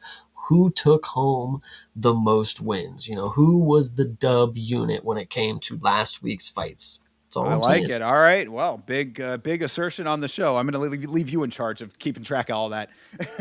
All right, let's keep it going here. So yeah, Turcios for both of us on that one. Moving on to the next one here. Of course, the big kings are back, people. This is Josh Hokett versus the GOAT, Denzel Freedman. Hokett is 7-0, 1-0 in the UFC after one win on the Contender Series. His win is a knockout over Max Jimenez. He has 5 finishes in his last 5, 4 knockouts, and 1 submission. Freeman is 7-1. He is 1-0 in the UFC. His win is a unanimous decision win over Marek Bujlo in one of the worst fights of last year. He is a PFL and LFA alum. One thing, PFL and LFA is that what you said? Correct. Yes. Hokick is also from LFA, by the way. And so, Ah, if you remember at the beginning of the show, I was letting you guys know that LFA seems to be this promotion where you go in there and they give you some fucking loser and you whoop their fucking they're ass, they're teeing you up to knock it out of the park to make you look really good and then send you on your way, right? But, and when I say that, and then when I tell you this fact, that both of these people had multiple fights in LFA, they needed multiple layups for them to get this opportunity in Contender Series. I mean, especially with Hokick, I mean, you would think with his personality, he would be able to get something off of, what he was. But either way, Do we know if he was doing? Sorry, I didn't mean to cut you off. Do we yes, know you're that? fine. Do we know if he was doing that in LFA? Has he always been this I don't character? I don't think so because he Yeah, was he was just some jock in a locker room on an NFL team for something, that's why I was whatever. curious if if he started, when the whole Randy Savage thing started with him. But yeah, just curious about that. Might be a good thing, might be a good story to look into. But either way, the funny thing about this is when you look at Josh Hokick and you look at the hype that's around him and the story and the context, whatever you want to say, none of that matters because in his first UFC fight, I saw him get kicked in the leg and he did not look like he was prepared for that. And I think that is very key because, leg kicks is something that you have to just be willing to take in practice, and you have to learn, you have to know that it's going to help you later on. Somebody that I can tell you did not get a lot of leg kicks in practice, Zhang Min Yang. I mean, these dudes Facts. sometimes they get all the way there and they forgot that they can be kicked right in their fucking calf or right in their shin. Josh Hokick got all the way there and some fucking like, bro, Maxi Menace, he listen, like I said, he did just enough. He didn't have to win that fight, but he proved that there is a flaw in this dude's game. Like, okay, he might be able to wrestle, he might be able to take somebody down, he might have some good striking, but man, he started limping off of one leg kick. And now what I would like to admit, Denzel Freeman is not good, but what he can do, he can kick. He can kick a leg, and he can kick a leg, and then he can kick high. I'm not saying it is a golden path to victory, but if he's able to do something like that, listen, he wins on the feet because Hokick's not going to be able to touch him. I mean, Freeman's not going to be, he's on the outside doing his game, and he needs somebody that's able to, track him down. That's not going to happen. And even if Hokick does, I want you guys to understand this. Denzel Freeman has a submission win over Steven Asplin. Oh my God, you I'm keep going back to this. but another reason, listen, I want to believe that Steven Asplin is actually somebody good, right? And not just because he's winning, but when it comes to being good, it's about what is good talent, right? He confidently said, Denzel Freeman, he's gonna whoop Josh Hokick. And I know obviously he doesn't like Josh Hokick, but like it seemed like he was like, dude, Denzel's gonna whoop you, bro. Like I And don't I know. mean, look, it could be another situation. Again, I'm trying to give some of these newer guys a little bit of the benefit of the doubt because it is a big step up when you go to the UFC. I mean, this is the premier organization. When they talk about the big lights, this is what they are talking about. These are the big lights. So perhaps Freeman, just coming into form in the last fight. Maybe I'll give him a little bit of benefit of the doubt, perhaps.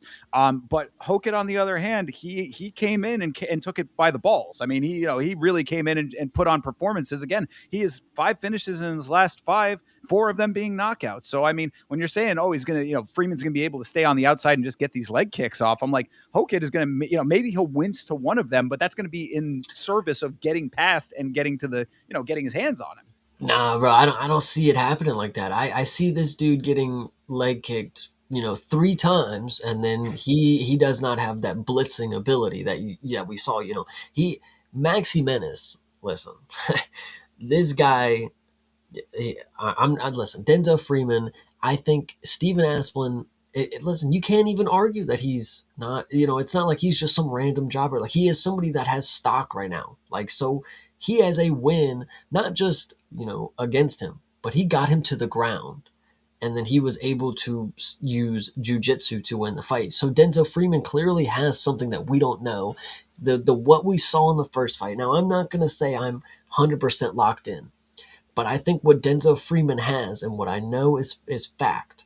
I think those are the key things that can beat Josh Hokick. Leg kick, kick high after he starts thinking you're going to kick low, And if he takes you down, bro, you got jits, is apparently what the case is, you know? I mean, all right. It sound you're saying you're not 100% locked in. It sounds like you are.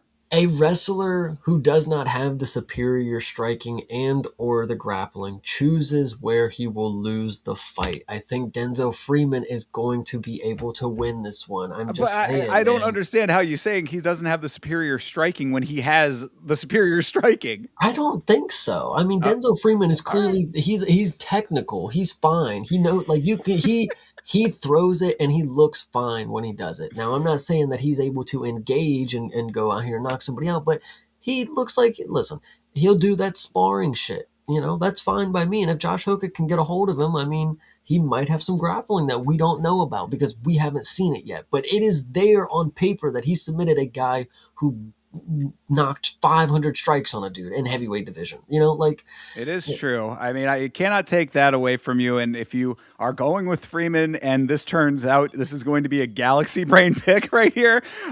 So, all right. I mean, I guess that being said, is that your final call? I'm gonna go with Denzel Freeman by finish. And listen, you guys can mock me for the next 5 days, and when it comes true, I'm telling you right now, it's because this right here works. All So right. Denzel Freeman, let's go. I cannot wait to see how this one goes. I am going to go with Josh Hokett. I think that Hokett has shown everything that I need to see out of him based on all of what we have seen from both men. Again, I sat through the entire Mark Boudreaux fight. You did as well. We both we reviewed it on the show here. This was a comical performance as far this really was. I say, I wasn't even joking about it being one of the worst fights of last year. It really was one of the worst fights of last year. I said the same thing as one of the worst fights that I've ever seen of all time. But genuinely, you can't just say like, oh, that's just a normal bad performance, right? That is like the one of the worst ever. That is like what I would say. Like that is a true off night. Like you must have really been off if you couldn't have done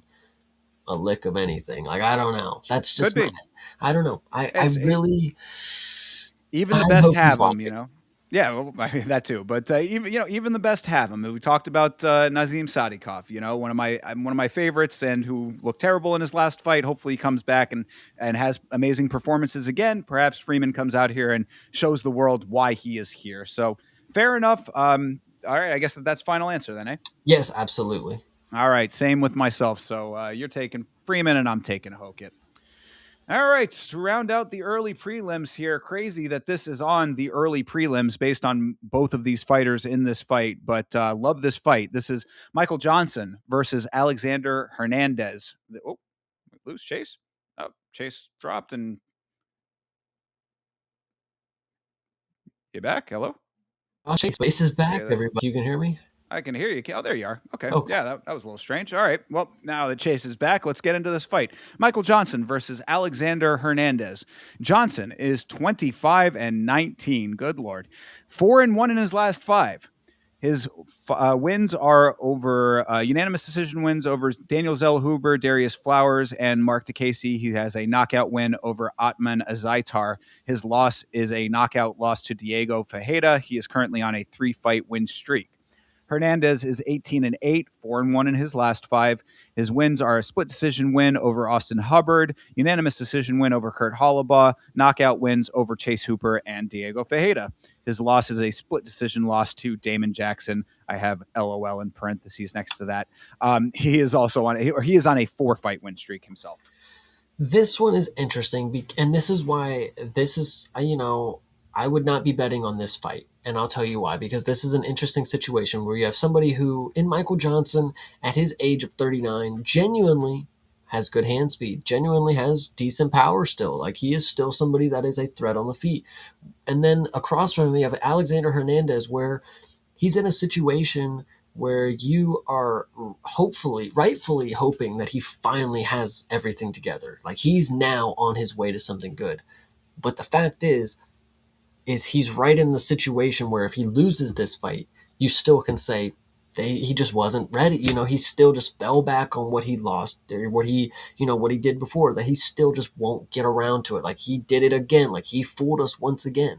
But after this one, I think it's like true. Like, oh, he's okay. He does have it. Okay. He's good. He's going for it, kind of deal. But That's why I would not put money on this one, because I still think it's a coin toss if Alexander Hernandez is truly ready to just like actually take off. Because what I see here, I see him just holding Michael Johnson down after he gets popped up for the first round. That's my opinion. Could be. I mean, you're saying, oh, it's like he's not ready. He's not ready. He's 18-8. Like at some point, we got to be past that as a thought process, I suppose. But I hear what you're saying. And I'm not saying that you're wrong in the assessment. It's just, it's like, when does that have to Mhm. change just by the nature of where he is in his career? But on the other side, Johnson, I mean, good Lord, to have a record of 25-19 is just an insane thing to be able to say in general. But again, a guy on a 3-fight win streak and a dude who just smoked what at the time was a hot prospect in his last fight. I mean, Zell Hooper was a dude who was coming off of what a lot of people thought was a fight of the year from the year before. I mean, like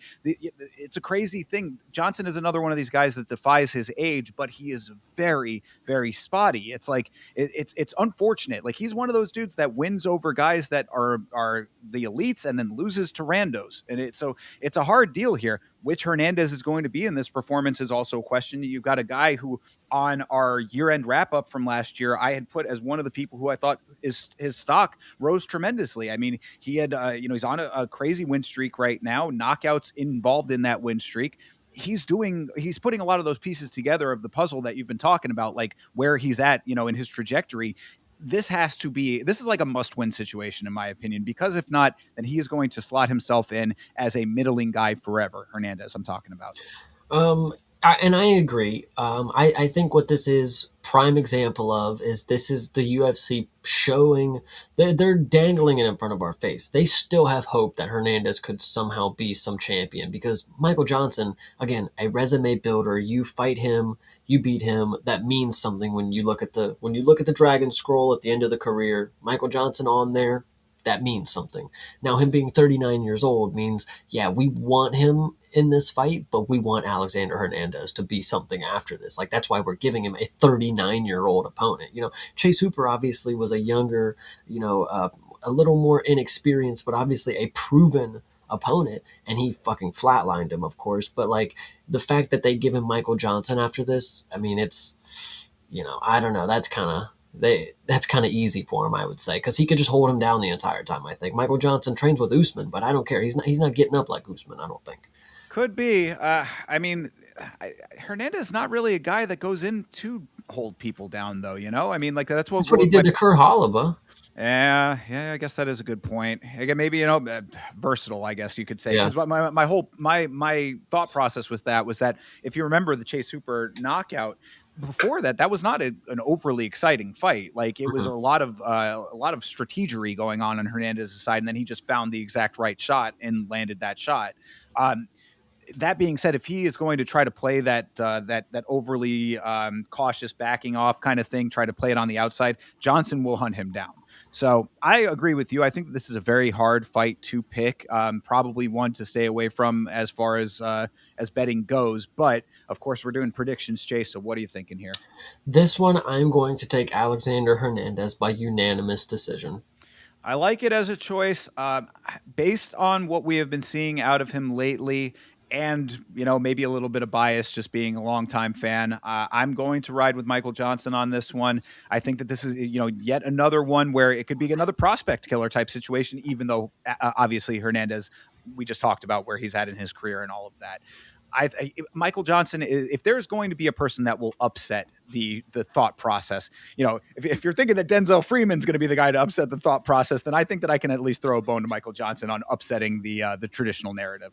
I'll give you that one. Shout out Michael Johnson, but I am still going to take Alexander Hernandez. I like it. I think that that's okay by me. All right. Well, moving on to the proper prelims here. This is Alex Perez versus another Johnson. This is Alex Perez versus Charles Johnson. Perez is 25-10. He is 1-4 in his last 5. Knockout win over Mateus Nicolau. His losses are a unanimous decision loss to Muhammad Mokaev, sub losses to Alessandro Pantoja and Asu Almabayev, and a knockout loss to Tatsuro Taira. Johnson is 18-7. He is I think this is, yeah. Oh, okay. Sorry, I have a wrong there. He's 4-1 in his last 5. His wins are unanimous decision wins over Jake Hadley and Sumidarji, knockout wins over Josh Van and Lonnie Kavanaugh. His loss is to Ramzan Temirov, who was, of course, on the gear at the time. Yes, and he was retroactively suspended or whatever the hell it was. But unfortunately, Correct. the loss was not taken back by the commission, unfortunately. So yeah, so Indeed. it could be 5-0, whatever the case may be. I mean, it was a decision loss, so whatever you want to say. This fight is interesting because while Charles Johnson, again, proven vet, he's going against somebody who's not a prospect. This is not your traditional guy that he's normally beating. You know, Alex Perez, though, never really was anybody that I was keeping an eye out for. He never, the first time I saw him, actually, he got the knockout against Mateusz Nicolau, and I was bought in. I was like, damn, this dude's kind of good, whatever. And then I saw him get injured against Tyra, and I was like, yeah, never mind. That's I This was dude was wanted to. frail. I wanted to say that too. Is that when I say a knock, it's more TKO loss because of the Yes. injury in the Tyra fight. Just to clarify that. Sorry. Absolutely. No, you're fine.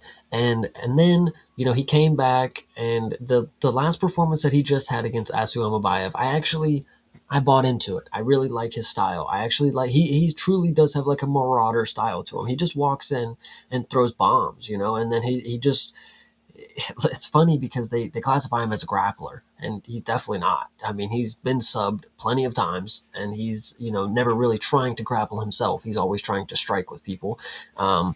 Shout out to him, but I think this is a good performance that he could have against Charles Johnson because, again, they're both going to be striking. And Alex Perez has that, he's just going to dog it out. He's going to get in your face and he's just going to walk you down. But Charles Johnson, long range, he's going to be able to pop him. I mean, he's just going to be able to pop him all over the fucking cage. Will he finish him, though? It's crazy for me to say. I know Alex Perez is somebody who gets finished by slipping on anything, but I think he might get to decision here. I think we might get a Charles Johnson decision because he knocks out prospects, but he doesn't knock out these veterans, guys. Come on.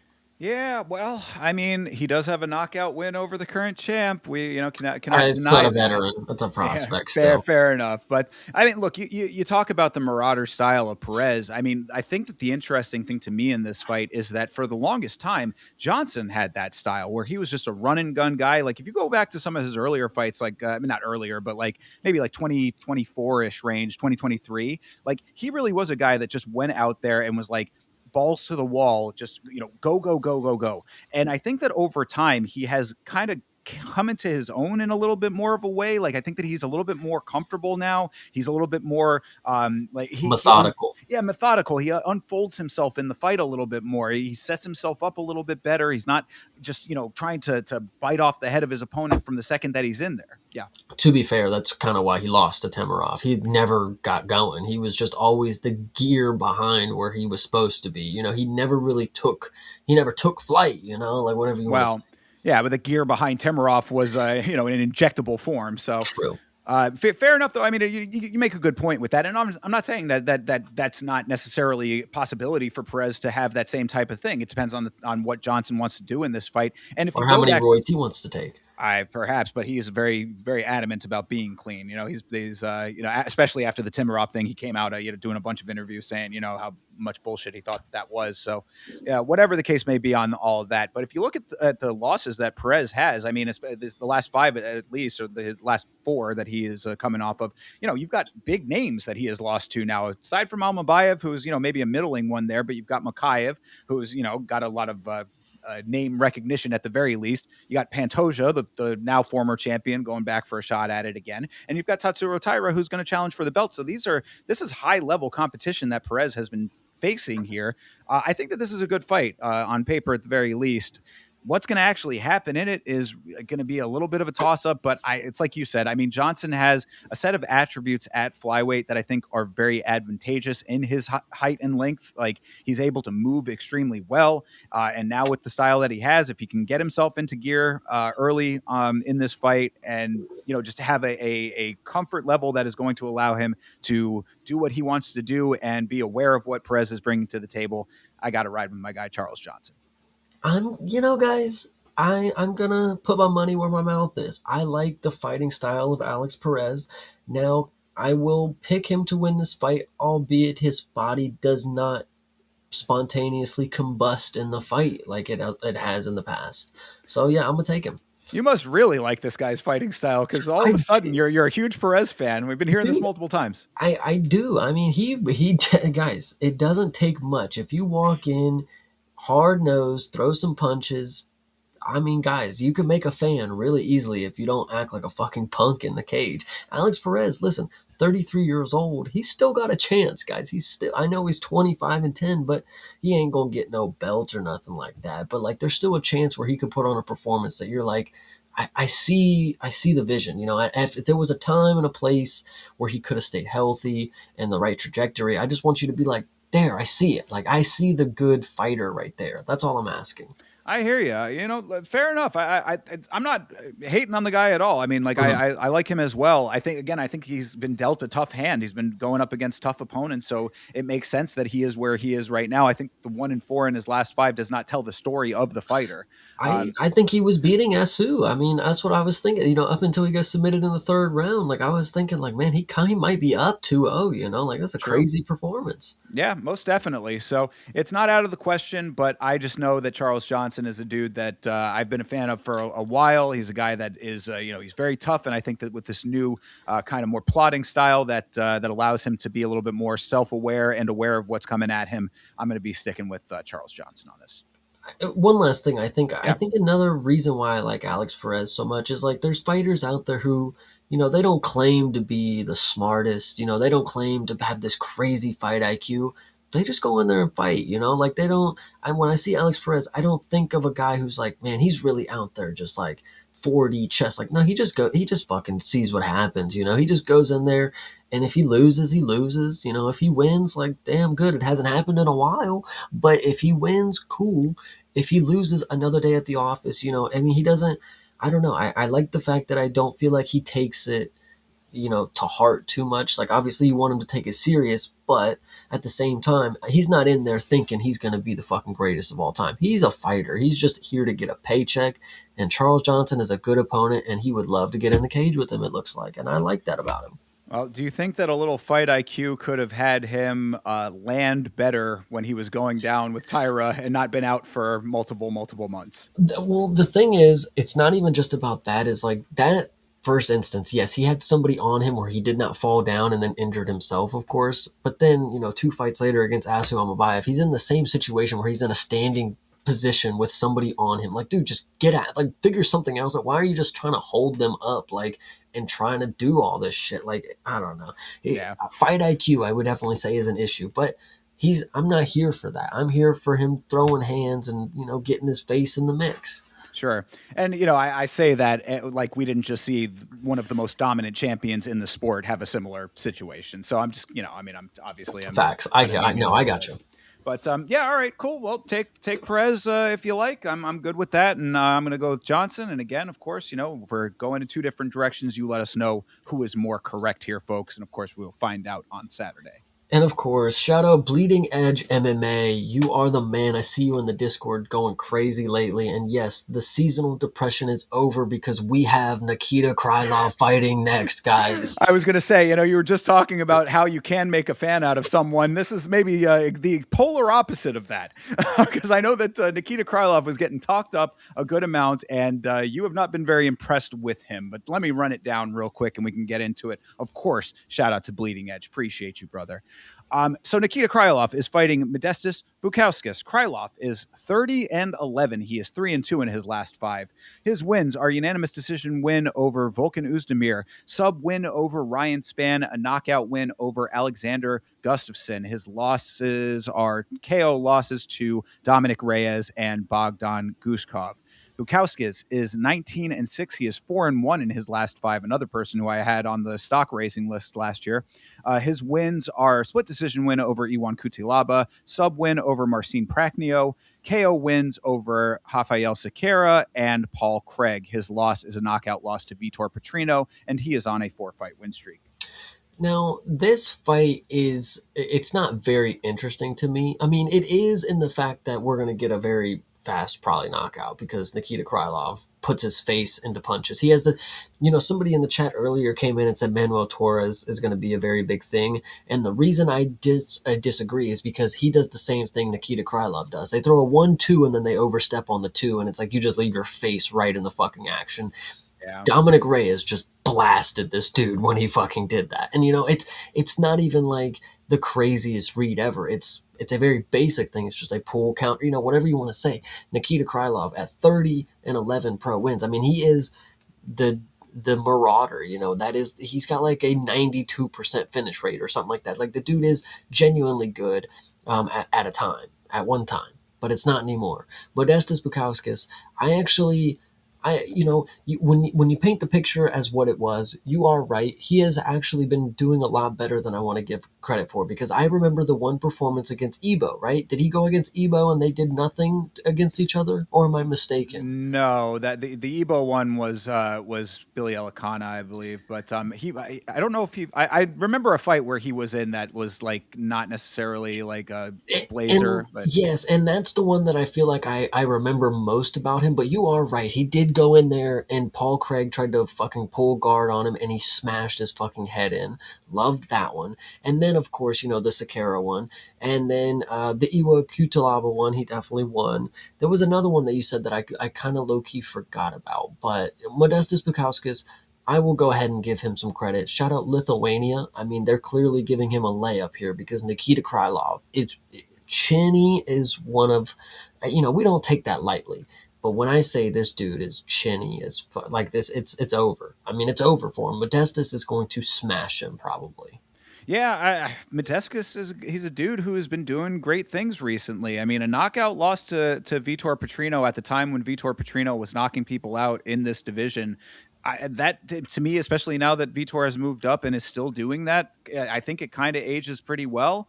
Modestas is like, I think that he's one of those guys that it's like he's not necessarily like electrifying, and I think that is to his detriment, is like where people have him in their minds. But this is a winnable fight for him at this point with Krylov. And am I mistaken in that? I think that it was Joe Rogan was talking about Krylov juicing, but we never actually like that. There's no like actual allegation there, right? Is that tracking to you? Because I remember I've never heard this.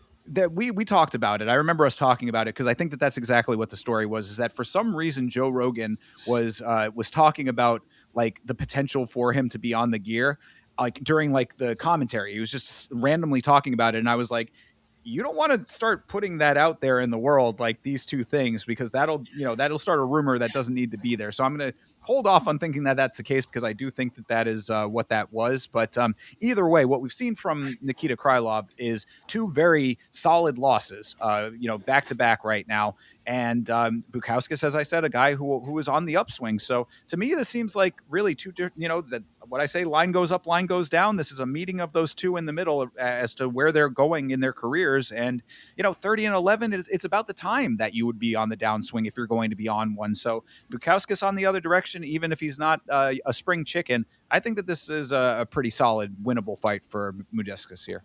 Okay, so what is the verdict? Who do you got? I'm going with Modestas Bukauskas. As I said, he's a stock raiser, in my opinion. He was one that was on the list. I dug deep for the people that I was raising the stock with in the year-end wrap-up, and I was really glad I picked him out because, like the 3 wins in the last year, all of his fights were wins. Mm-hmm. Nice. Yeah, I do like that. I am also going to go with Modestas. Yeah, all right, sounds good to me. And Krylov might be at the point of fighting for his career. I mean, granted, he's a long-time guy in the division, so maybe they give him a little bit more leeway, but 3 losses in a row never looks good. Hell yeah. All right, well, next up, talk about trajectories here. This is Ateba Gaethje versus Andre Pulaev.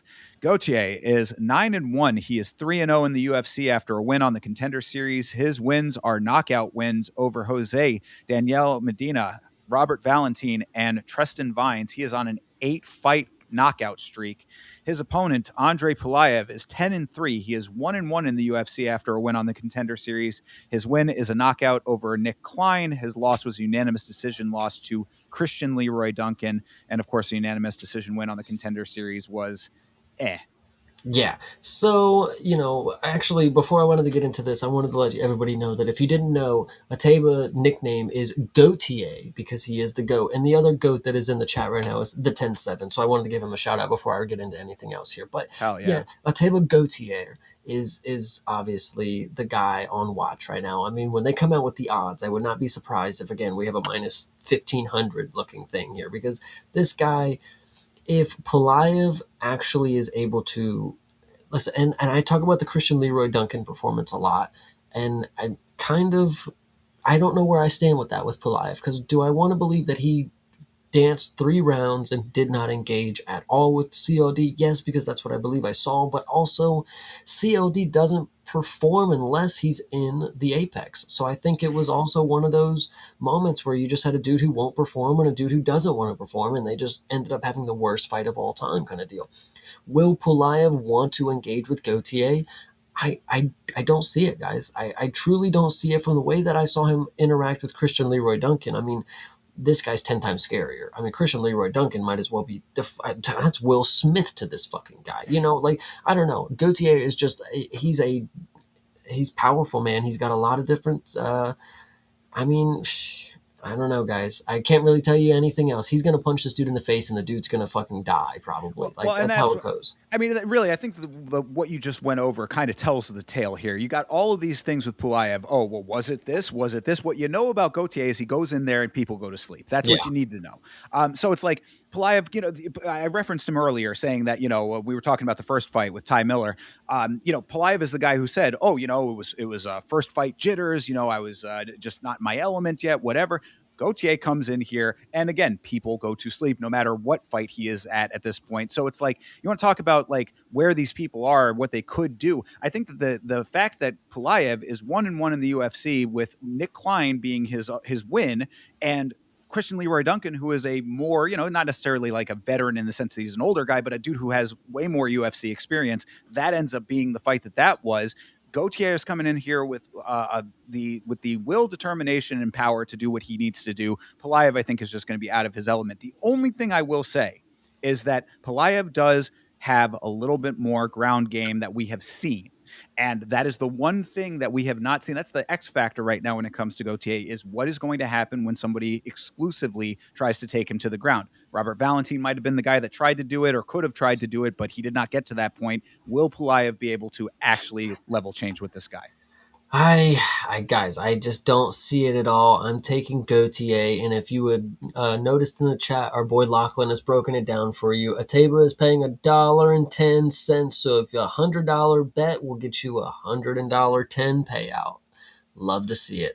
Love to see it. So I mean, wouldn't that make that? who That knows would, the math? yeah, I'd I say don't know, but either way, wouldn't that be Gautier. Teba as the plus? Who knows what it means? I don't do all the hinky stuff. I just get on the sports book and click the dude's name that I think is going to win, and they tell me it's probably going to pay out change amongst things. So either way, Ateba Gautier is going to win by knockout is what I'm going to go ahead and assume here. I would hate for him to not be able to get a finish because we have a dude dancing around him for 3 rounds, but I'm going to say Gautier is going to catch him. I'm going to say he's going to be able to figure it out. I've seen him working on a lot of body kicks and a lot of, side kicks. He was doing some spin kicks and the shit too, which granted, for a dude his size, very impressive. I was like, damn, okay, he does have the ability to mix some shit up if he really wants to, but why would you? If the right hand does the job, you don't need the other, art of 8 limbs. Mate, one gets the job done. 7 left is fine. Yeah, I mean that's the again I'm really like hung up on the idea that somebody is going to get this guy to the ground. That's the one thing that I'm factoring into all of this. Will it be Pulayev, this dude who's somewhat newer, who has not looked great? Maybe not. I would think no. But I mean, I see Lachlan also saying, this could be a tasty underdog here because of what we're talking about. It really is where you think that's going to happen, because if it's not this fight, it's got to be some fight. And that's really, I think, going to be the biggest factor of them all, is that when we see Gautier actually tested when it comes to ground game, if he's able to overcome that and then still get the finishes, then I am sold. But I am still just slightly skeptical because he has never been tested in that way. But I was never impressed by anything that I saw out of Pulayev, even in his victory, to be perfectly honest. So Mhm. I mean, that being said, I got to go with Gauthier. I mean, like, go with what's working until it's not working anymore. If this is going to be the time where he gets, checked, then perhaps I'll be licking the wounds on that one. But I just don't see it from this specific opponent. Not seeing it from Pulayev. Yeah, I'm not doing it. exactly. So, all right, Gauthier on both sides for that one. Yeah. Let's move on to your featured prelim here. Of course, Umar Nurmagomedov versus Davison Figueiredo. Nurmagomedov is 19-1. He is 4-1 in his last 5. His wins are unanimous decision wins over Beksat Almakan, Corey Sandhagen, and Mario Bautista. He has a knockout win over Hani Barcelos. Crazy where Hani Barcelos is now that is the case. His loss is unanimous decision loss to Merab Dvalishvili. Figueiredo is 25-5-1, 3-2 in his last 5. His wins are split decision wins over a split decision win over Montel Jackson, unanimous decision win over Chito Vera, sub over Cody Garbrandt. Excuse me. His losses are unanimous decision loss to Petr Yan and a knockout loss to Corey Sandhagen with what happened in that fight. This one is interesting because while Umar Nurmagomedov is probably one of the biggest favorites ever in this fight, I would still gladly take him because Davison Figueiredo is classic story of he was at the top of the game when I started watching, so I rightfully assumed he had to have been very, very good. But now that I see him actually compete at an older age, I'm seeing what is most likely washed Figgy, because there's just no way this is somebody who was top of the division if this is how he was competing. I mean, like you said, a split decision to Montel Jackson. Mate, he landed 37 strikes in that fight. Jesus fucking Christ, he's losing to Umar so bad. I mean, if Corey Sandhagen was having his way in the grappling for 4 rounds, dude, Davison Figueiredo was looking for a way out so hard against Corey Sandhagen. Like, dude, he looked like he was about to cry in between every round. It was honestly heartbreaking because I'm sitting here thinking, like, why would Figueiredo be plus 500 against Corey Sandhagen? Like, somebody's wrong here. This is the former champ. And then I see him get smoked for 4 rounds and then fucking die to a knee fucking pop or whatever. He's done, guys. He's washed. The Montel Jackson performance just sealed his fate. Like, they just gave him the split decision because they felt bad or something, or they knew that Montel was even worse. Like, and that's the crazy part. That fight was so fucking bad. Yeah. Umar is going to win this fight. No ifs, ands, or buts about it. And I'm sorry to flip on Davison because I really wanted to believe it. I did want to. Well, and I think that what is being like not factored in by enough people here is that, when you think about Davison Figueiredo, excuse me, when you think about Davison Figueiredo as the former champ, that was in the lower weight. If you look back over his time at bantamweight, it has been just a very mixed bag at best. I mean, he has not been the world ender that he was at flyweight. It's 2 different realms here. He comes into the division with a solid sub win over Cody Garbrandt. Great. It's Cody Garbrandt. Like, I mean, I think you got to be cognizant of like the levels there. And then what happens thereafter is this, kind of all over the place sort of grab bag of like performances. The wins are what they are. It's like he's not looking like what he used to look like. So a guy who is already on the tail end of a champion run, in the lower weight, coming up to a different weight, having mixed bag results there. I mean, I don't know if I would necessarily go as far to say that he's like completely washed. Could he get wins over like middling bantamweights? Probably. But when you're at the level that he is at currently fighting Umar Nurmagomedov, who is, like even if he lost the title fight, that is his only in the 4-1 and his only loss is in a title fight. Come on, dude. Like, I think that the tail of the tape on this one speaks pretty loudly. I think Umar takes this very handily. I mean, talk about disrespect. Like, this is Umar fighting Figueiredo at this point is like downright disrespectful. I think I know Figueiredo's legacy wise, he's a former champion. This is somebody to get him on the resume. But dude, this is somebody who's not very good and is not going to come close to getting a title shot. Umar is 1 win away from a title shot, but him beating Figueiredo, who's not very good at bantamweight, doesn't really mean much when you look at it that way. Obviously, beating a former champion in Figueiredo means a lot. Everybody wants to glaze, Peyton Talbot for beating Henry Cejudo. Umar beats Figueiredo. I better see everybody jumping on their fucking high horses about this one and don't say, oh no, it was boring. He held him down the entire. Well, that's his game maybe, or if he kicks him in the head or something, who knows? But Umar's going to win this fight. Figueiredo may have been one of the only people to take the fight. That might be why we're here, but I don't think that means anything. He will still lose convincingly. Yeah, Umar is an interesting case as to where we are in like the meta of the sport because obviously coming in as a Nurmagomedov on the opposite side of Habib's time in the sport and the perception now of where the grapple heavy guys are, you know, these lay and pray guys or these dudes who are just going to hold you down and smother you or whatever. It's almost unfortunate that he's fighting in the era that he's fighting in because he's a very skilled fighter that I think is kind of victim of his own style when it comes to the fan base. But like you said, it really doesn't matter what anybody thinks of him when it comes to the wins and the losses. His only loss right now of any major note is to the former champion right now. They literally only loss on his record is to the former champion. Like this guy is like he's good. Like I don't know, you know, you can dislike. I always just think about our buddy Rwand, who is a massive hater of Umar Nurmagomedov, and I'm just like, bro, you know, like I don't know exactly where that comes from necessarily, but like love, hate, whatever, you cannot deny what he is doing in the cage. So I mean, you know, like what you're saying about Figueiredo. I'm saying that he, you know, you're I think a little bit more harsh on him than I am with all the talk that you're talking about. I'm just saying that he's kind of sunsetting a little bit. You know, he's on the like I say, he already had his championship run. He doesn't need to be thinking about belts anymore. But you know, and he's not able to necessarily pull off the ability to get himself into that conversation right now. Nurmagomedov is just is trying to bounce back after the loss in the title fight and doing exactly what he needs to. They bounce him down to Mario Bautista. He handles that exactly as he should. He gets this fight. He's going to handle this one as he should. He's going to be back in the title equation sooner than later. And this fight is just a stepping stone to that. 100%. I mean, there's a reason that Pieter and Umar haven't fought, right? So we're waiting for it. Yeah, absolutely. So there you go. I mean, I think that it's a pretty easy call on this one. Umar Nurmagomedov, probably by decision, but you know, we'll see if some rabbit comes out of his ass. True. Yeah, I'm taking the decision on that one too for Umar. True. All right. Well, then let's move on to the next one. I think that this is a very interesting fight to a lot of people, one that people are excited for. This is Arnold Allen versus John Silva.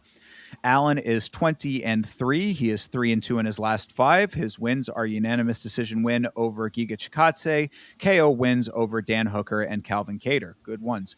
Losses are unanimous decision losses to Max Holloway and Movsar Evloev. Good losses. John Silva is 16-3, 4-1 in his last 5. His wins are KO wins over Charles Jourdain and Melsik Bagdasaryan, TKO doctor stoppage over Drew Dober, and a sub win over Bryce Mitchell. His loss is a knockout loss to Diego Lopez.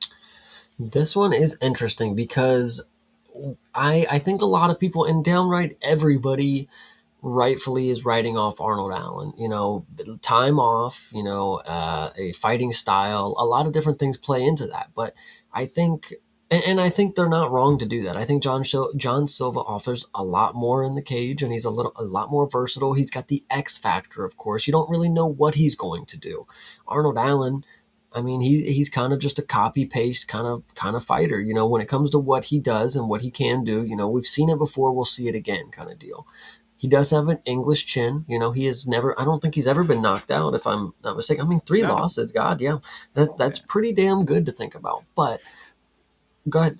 No, I was just, you know, I was going to say, as I had just said, the losses are good. You know, I mean, Max Holloway and Movsar, I mean, these are fine. But to go to decision with both those guys, I mean, that's, you know, it kind of what should happen, I suppose. But at the same time, these are not bad people to be losing against. What I want to say about Allen, though, it's a note that I crib a little bit off of you. I think that the thing about Arnold Allen is that he doesn't exude killer. You know, he doesn't have the presence of like the killer instinct, and that I think is why a lot of people are riding with John Silva. You know what you're getting out of him, and even if it's all like a bit more played up, a little bit character based, he does go in there and back up a lot of his a lot of his persona. No, he is really, really good. And I think that, you know, I think that's why I would pick him to win these encounters. But I think what Arnold Allen has, and I think this is what he shares with Diego Lopez, and I think this is what evidently could become key. And I know a lot of people won't want to believe it, but when John Silva fights, what he uses to his advantage are called antics. He does a lot of in-game antics where he will stop the fight to get a high five, to get a hug, to do any sort of thing that is getting his opponent out of their rhythm. What I think Diego Lopez did perfectly was not buy into any of that. And I think that is what Arnold Allen potentially could share with Diego Lopez. And I think that is obviously one of the only things that I think he'll share with him, other than some hard nose, put my face into some shots and return fire type of deal. But Arnold Allen should not, by my accord, be falling into any of these antics by John Silva. And I think that is what's going to be a factor in this fight, because it always is for John Silva. But Arnold Allen being able to deflect those, I think, is going to be very, very key. If he can stay locked in, there is a possibility that he can win. But if he gets roped into having fun, just like everybody else, it's over for him. I'm really glad that you brought that up, because yes, we talk about the quote unquote fraud checks, right? I would not class losing to Diego Lopez to be a fraud check. However, if there is anything that was fraud checked, it was exactly what you were just talking about. Knowing that this is what John Silva is going to do, he's a gamesmanship fighter in a lot of ways, and a lot of people have fallen into that trap. Really, I mean, you think about it in these terms. He got so into Bryce Mitchell's head that Bryce Mitchell like abandoned game plans in there once he was encountering those antics. It's like he has a way of needling fighters and kind of luring them into false senses of security. And Arnold Allen has the opportunity now, after that was exposed by Diego Lopez, to not fall into that same trap. That should be the biggest takeaway for anybody who is potentially fighting John Silva going forward, is look at the Diego Lopez fight, look at how Diego approached that fight, and at least copy that element of what he was taking to that fight. Do not play into all of the handshakes and the high fives and the smiles. Like, you need to leave that well outside of the cage, lock in, focus. Arnold Allen does have that opportunity. I will give you that. Yeah, and obviously I see the chat and I see Twitter and social media making this whole big thing about we have two different spectrums of autism here. I don't care what it is, guys. I know we have one thing in common between these two fighters is they like violence. And I would love to see a fight where both of them endure violence for my viewing pleasure. So this would be really fun. I mean, from what I understand, weaponized autism could be the best base for MMA. So, fair. So, okay, then that being said, what are you thinking? I'm going to take John Silva. All right. I also am going to take John Silva. I think that it's tough because, 20-3, that is a great record. Arnold Allen does have really nice wins. I think that the dynamics of John Silva, I think he's very good. I always talk about quick starters in this sport. He is one of them. I think he's also very good at finding the shots and finding the openings in general. And I think that that's one advantage that he's going to have over Allen, is that Allen might not be able to get himself into rhythm as quickly as Silva just goes for the gusto. So that's where my thought process is anyway. Yeah, I'm definitely leaning towards Silva. All right. So Silva it is. Again, we're in lockstep for a couple of these. This one, maybe, I don't know. We'll have to see what we got to say about this. This is, of course, Natalia Silva versus Rose Namajunas. Silva is 19-5-1. She is 5-0 in her last 5. Her wins are unanimous decision wins over Alexa Grasso, Jessica Andrade, Viviane Araújo, and Andrea Lee. And she has a knockout win over Victoria Leonardo. So yeah, she is on a 13-fight win streak currently. She has not lost a fight since 2017. That is a very large amount of time, over 10 years almost 10 years. You know who it was she lost in 2017 to? Who was it? Marina Rodriguez. There you go. So, in Thunder Fight 14. Yeah, and at that stage of her career with Marina Rodriguez going on to be in the UFC, maybe it ages somewhat decently, right? But she's on a 13-fight win streak currently, so obviously nothing to sneeze at. Rose Namajunas is 15-7. She is 3-2 in her last 5. Unanimous decision wins over Miranda Maverick, Tracy Cortez, and Amanda Hebos. Unanimous decision losses to Erin Blanchfield and Manon Fiorot, both very decent losses currently as well. She very well may be on a very good win streak. And I think all the people that she fought, have a very set style that the Taekwondo that Natalia Silva is able to utilize is very effective to those fighters. But if you'll look a little further down in her history, she's definitely lost. Marina Rodriguez beat her unanimous decision. So whatever happened that night, it could happen again, I would say. I mean, Marina It Rodriguez is was not 10 even, years ago. but the point still stands. I mean, she may be locked in now, sure, but like, she's been submitted twice, I know these are, it's not like but she's experienced these losses before, whether you want to take that as a good thing or a bad thing. I mean, she's been knocked out as well, TKO or whatever you want to say. I mean, she's experienced losses before. It's not like she's just never done this before. But the thing is that I'm saying is Rose is one of the most versatile women that we've ever seen. I'm not the biggest fan of Rose, but I will admit that she's been around. She has always had good game, not good game plans, but she's always had a game plan in mind. Whether she executes, that's different. But Rose is definitely a special fighter when it comes to the UFC. She is somebody, again, when you fight her, that the name on the resume is good, either way you look at it. But I think Natalia Silva, having such a unique style, I think Rose potentially could be one of those people that has the game plan to beat somebody like this.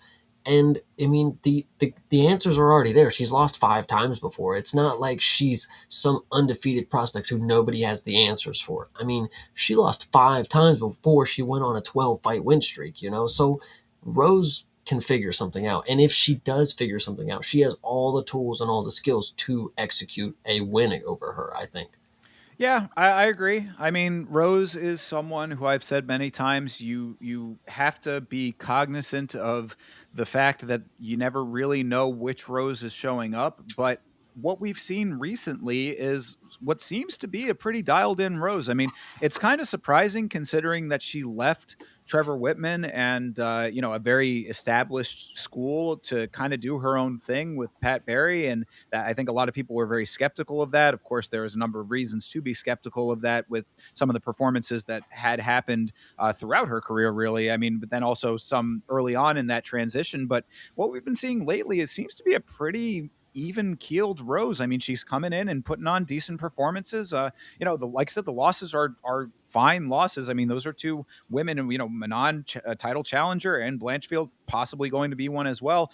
These are fine losses, and Rose obviously is one of the perennial women's like names. I mean, she's one of the highest level women fighters that we still have on the roster, I would say, even if she is inconsistent, which keeps her sort of lower in the conversation than others might be.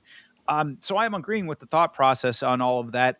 I think that the why I'm going to also kind of side with Rose on this is that Natalia Silva, she has a very what I would consider like an in the box kind of style. Like it's not like all of the wins that she's had up until this point in the UFC. It's like she doesn't really have to dig deep for them, and I think that Rose is going to challenge her in a way that she hasn't been challenged before.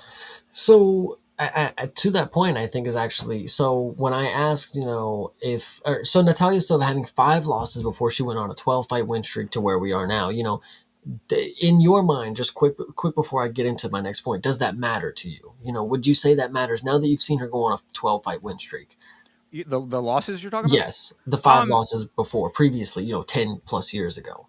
Nah, not really. Not really, because I want to believe that there's evolution to the game and that maybe she just figured out whatever the problems were that gave her those losses. And so I used that as a talking point of why I would pick Rose in the situation. But I remember just a few weeks ago when I had brought up the point is, if Michael Morales had actually lost to those people and it was pro bouts, does that matter? He has knocked out 17 different people afterwards, 8 of them being UFC, whatever you want to say the case is. The number 2 ranked guy in the world he knocked out. Does Oh it yeah, matter that he lost to an Uber driver in 2012? right. Oh sure. Well, and again, at the time, I also said no. So yeah, I mean, Exactly. So I right. think, I think I was just sitting here thinking on the point that I was trying to make, and maybe I was being a little harsh. Natalia Silva, 12 fight win streak, again, UFC competition mixed into that. But But that I'd say it goes back to what I was like. Why I set it up that way though is because I'm saying like even with the win streak being what it is, I've just never felt like I've seen her had to have to dig deep. Even mhm, in the Alexa Grasso fight, like that was the one that I was like, oh okay, finally we're gonna get to see her. Like they put that fight on main card of the pay per view as the big. This is what you got to watch out for. Natalia Silva is up next, and what did we see? A very down the line, very standard decision win. yeah. So I mean, I'm just not seeing like her being pushed to any great limits in her fights. Rose is somebody who will dig deeper if she has to. Is basically what I'm getting at. Yeah, no, I definitely agree, but I'm gonna hope that Rose actually pulls through, because Natalia Silva, I mean, She has a style that wins decisions, but that is a point striking affair, and it is not necessarily my favorite fighting style. But amongst women flyweights, I guess beggars can't be choosers when it comes to women who win fights. I guess there's a way to say it. Sure. So, final answer is Rose. Rose. All right. I also am taking Rose on this one. Let's see if we can divulge on any of these here. Maybe this will be the one. This one next up is Waldo Cortez Acosta, versus Derek Lewis. Cortez Acosta is 16-2. He is 4-1 in his last 5. His wins are a unanimous decision win over Sergey Spivak, knockout wins over Ryan Spann, Ante Dalia, and Shamil Gaziev. His loss is a unanimous decision loss to Sergey Pavlovich. Lewis is 29-12. He is 3-2 in his last 5. His wins are KO wins over Marcos Rogerio de Lima, Rodrigo Nascimento, and Taliesin Teixeira. His losses are a unanimous decision loss to Jailton Almeida and a submission loss to Sergey Spivak. This one is interesting because while I have always argued that Derek Lewis is the greatest heavyweight because he does what heavyweights have always been told to have done, is punch people once and they go to sleep. Derek Lewis has done that the best out of all the heavyweights that have ever existed in the UFC. While that stands, and he is 40 years old, and that does not matter to me, I think Waldo Cortez Acosta probably has, I've seen him wrestle Robelis to Spain. I've seen him wrestle other people, get a hold of him and grapple him. He doesn't always have to strike. He strikes when he's confident, when his confidence is up. And then, we saw with Sergey Pavlovich that he, when his confidence is low, he doesn't look very good. I think he will do what he did with Robelis to Spain and kind of and might have to hold on to Derek Lewis for a little bit. I don't know if he's going to try to knock him out in the first round, but I think he's going to at least take away the first 30-second punch from Derek Lewis. I mean, that's the best game plan, of course. Get out the first 30 seconds and then we'll think about what's going on. Everybody falls into the trap of let me try to do something with Derek Lewis right out the gate, and then they get flatlined. They get flying kneed out of all things, so you just got to take what you can with Waldo. Know that he is a smart fighter. He knows when to play to the crowd and knows when not to. Robelis to Spain, he could have went out there and got knocked out by that dude, and everybody would have forgotten him. But nobody forgets that he laid on him for 15 minutes because the UFC wanted to get him knocked out, and he said, no fucking chance, True. buddy. Yeah, no, absolutely. I think what you're saying tracks really heavily in this fight because, A, Waldo did do that, and B, if you recall the Derek Lewis versus Jailton Almeida fight, that was a spectacle to behold of seeing Derek Lewis being held down in every conceivable position that a man can be held down on the mat by another man. So that all being said, I think that what you're saying really does have some legs here because Lewis is a guy who if you take away the thing that he is good at, there's not, we were talking about Helena Cravar earlier on this card saying, if you have one skill set, how far can it take you? I mean, it's done pretty well for Derek Lewis, but this is heavyweight MMA right now that we're talking about here. This is a different beast. And now that people are actually developing some ground game in the heavyweight division, I think that people like Derek Lewis, it's hard to keep up with that. And you've seen it now in action several times. Knowing that Waldo has that ability, it's what we're talking about with Tepe Gauthier as well. I'm like, Pulayev might not be the guy to do it, but if somebody can, Waldo might be able to be the guy that can against Derek Lewis here, and he's willing to. That's the other thing. It's like some people who have that skill set. I talk often about how much I hate the when the commentary says, "Oh, he's got this wrestling in his back pocket. He just never has to use it." It's like, if you don't use it, then it ain't there to me. Waldo actually has it and does use it. So it's hard for me to I believe in Derek Lewis. I think that, everybody loves Derek Lewis. You got to put that part out of the equation, but I believe in his power, of course, regardless of his age, all of that stuff. He will always go out there and take a person's head off if he has the ability to get the shot. If he's on his back, he does not have that ability. This is a tough one for me to call here. This guy has lost to Tai Tuivasa. We should not be surprised if he loses to Waldo Cortez Acosta. That's all that I'm saying. He has plenty of time left in the sport if he loses a decision to Waldo. Even if he gets knocked out, we've seen Derek Lewis get knocked out before, and he looks like he just kind of falls over and gives up kind of deal. So, I mean, he can keep going after this. A loss to Waldo isn't that bad because Derek Lewis is, listen, he's a star in the sport. He knows how to follow a storyline. He knows that Waldo is on his way to a title. Derek Lewis is just a stepping stone in that portion. He just has to go in here and get a fight under his All belt. right. Well, I don't know if I would go necessarily that far because what I will say about Derek Lewis is that he will swing up until the last conceivable second because I will never forget the come from behind victory that he had. Was that against Volkov. Volkov? Yes, exactly. There you go. I thought it was like, is it Praknio or Volkov? Or Tybura is who I thought the other one was. Anyway, yes, Derek Lewis can, he will try until the very last second of the fight. So if he has any opening, then that could be the possibility there. I want to believe that the fight has to start on the feet, unless Waldo's just going to be going in there blitzing him from the second that this thing starts and really not letting him up. Then, maybe there's an opening for Derek Lewis. I'm gonna ride with Derek Lewis on this. I know that all of what we said may lead one to the contrary, and I think that it's a very fine thought process. But I gotta believe that Derek, because you were saying like Derek Lewis did have that time where he was he was kind of down and out for a little bit. He was on a pretty decent little loss streak there. There was a time where they were asking Dana, "Are you going to cut him?" And he's like, we'll figure out what we want to do and all that kind of stuff. And now he's gotten himself back into form. It sounds like he's taking his training a little bit more seriously than he has in the past. I mean, Maybe look at that picture right there. I know the abs, bro. I mean, they're still behind a protective layer, but they are there more so than they ever have been. But I want to say that at least in the last couple of years, that every time that Derek Lewis is fighting, he's always been in the best shape that he's ever been in. So it's just like they're all comparing him to the old version of him, and maybe that's just now the current version of him. Either way, if that factors in at all, I'm going to go with Derek Lewis on this. I think it's a long shot, but I'm taking him. I'm going to go ahead and take Waldo Cortez Acosta on this one, guys. But Derek Lewis at plus money, you can never go wrong for a knockout. Yeah. I mean, Derek Lewis, do a straight bet on Derek Lewis if you want to go for him, and I think that the potential might be there. I'm with it. I think that tracks. All right, and of course, coming into what is the now co-main event of this card, this is Sean O'Malley versus Song Yadong.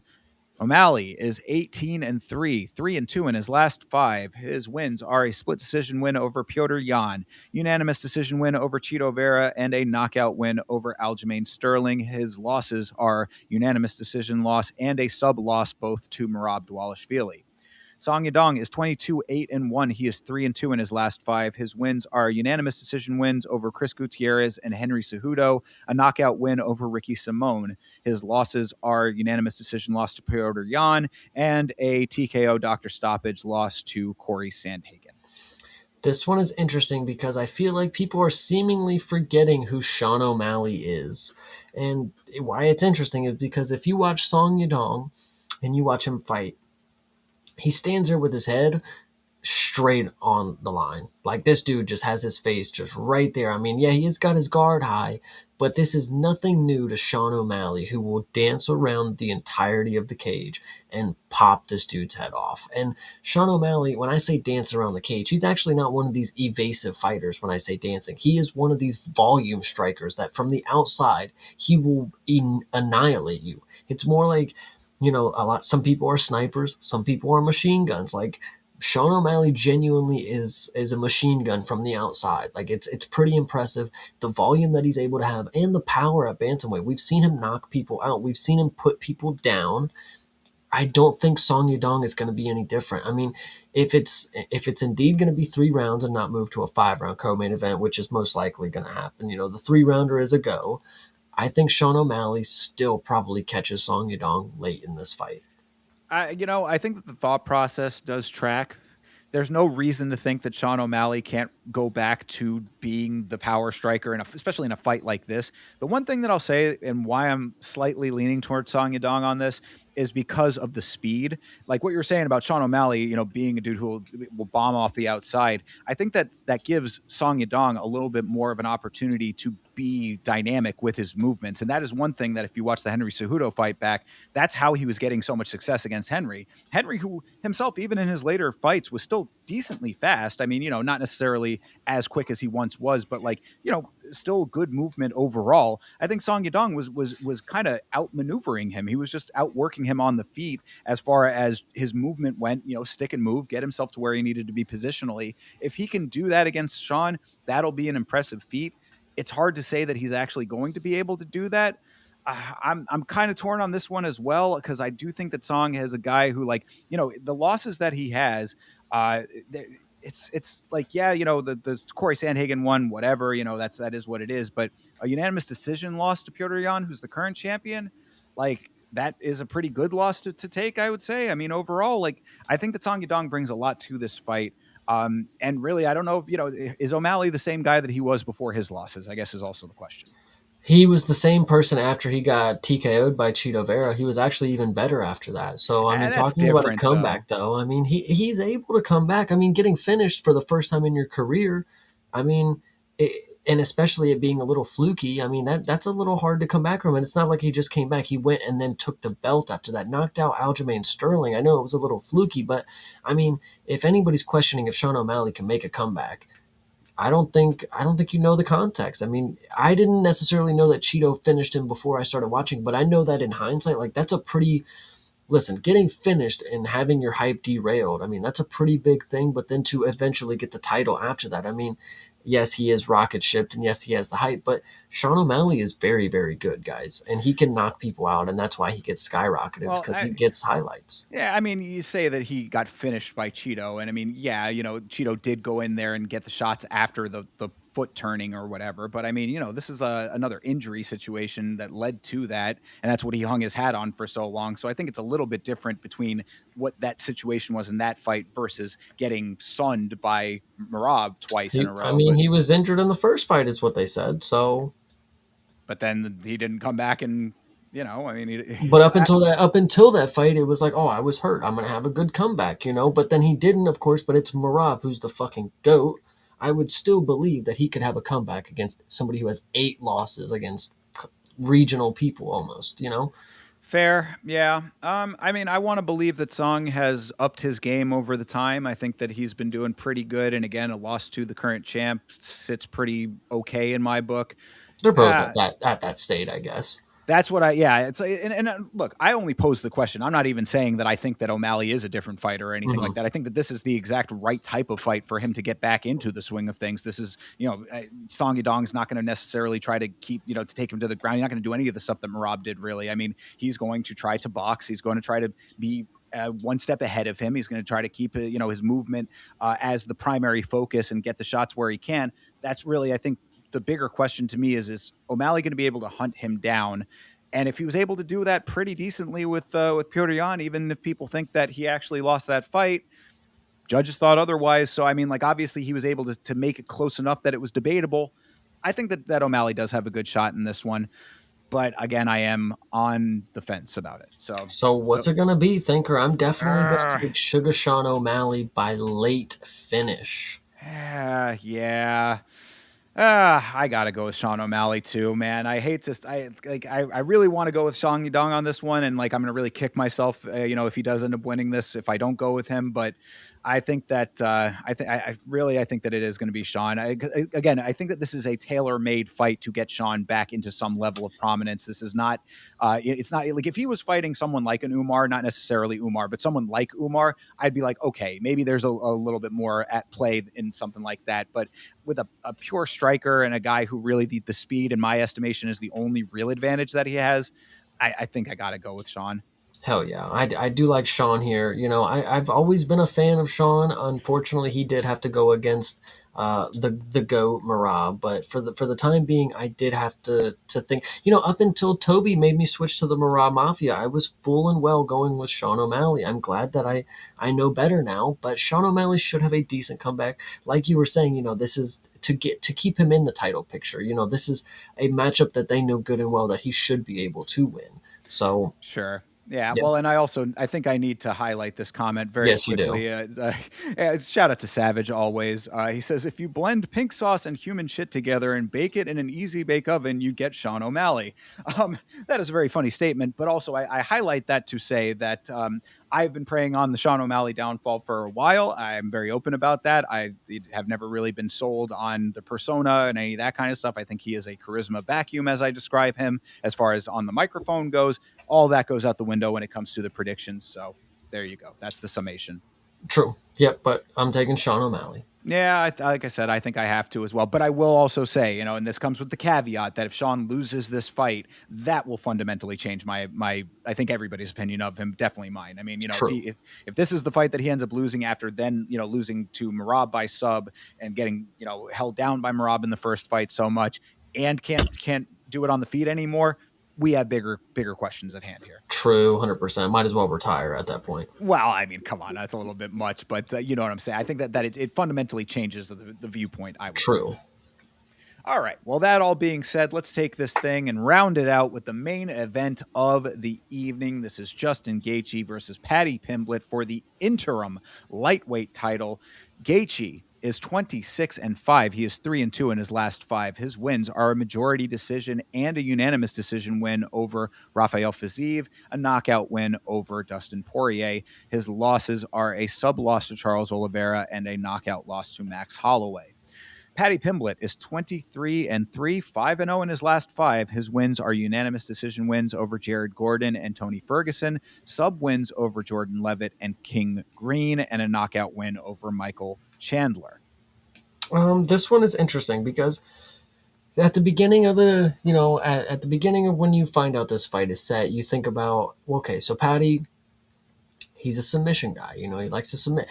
Justin Gaethje has been submitted by the submissions that Paddy Pimblett has won fights in the UFC before. That is a very key note. Triangle choke by Khabib. Paddy did that to Bobby Green. Whatever the other fucking shit was, RNC by Charles Oliveira or some shit like that. Paddy's got something like that. Either way, point is, Paddy Pimblett can do what Justin Gaethje has failed to defend before. Now, a lot of people, and even myself, up until this point, like right now, I was about to use the argument that Paddy Pimblett was gassing against Tony fucking Ferguson in 3 rounds, and he barely even made it to the bell and almost lost that 3rd round, whatever you want to say. Justin Gaethje has the ability, if he does get it to deep water, he can certainly do that.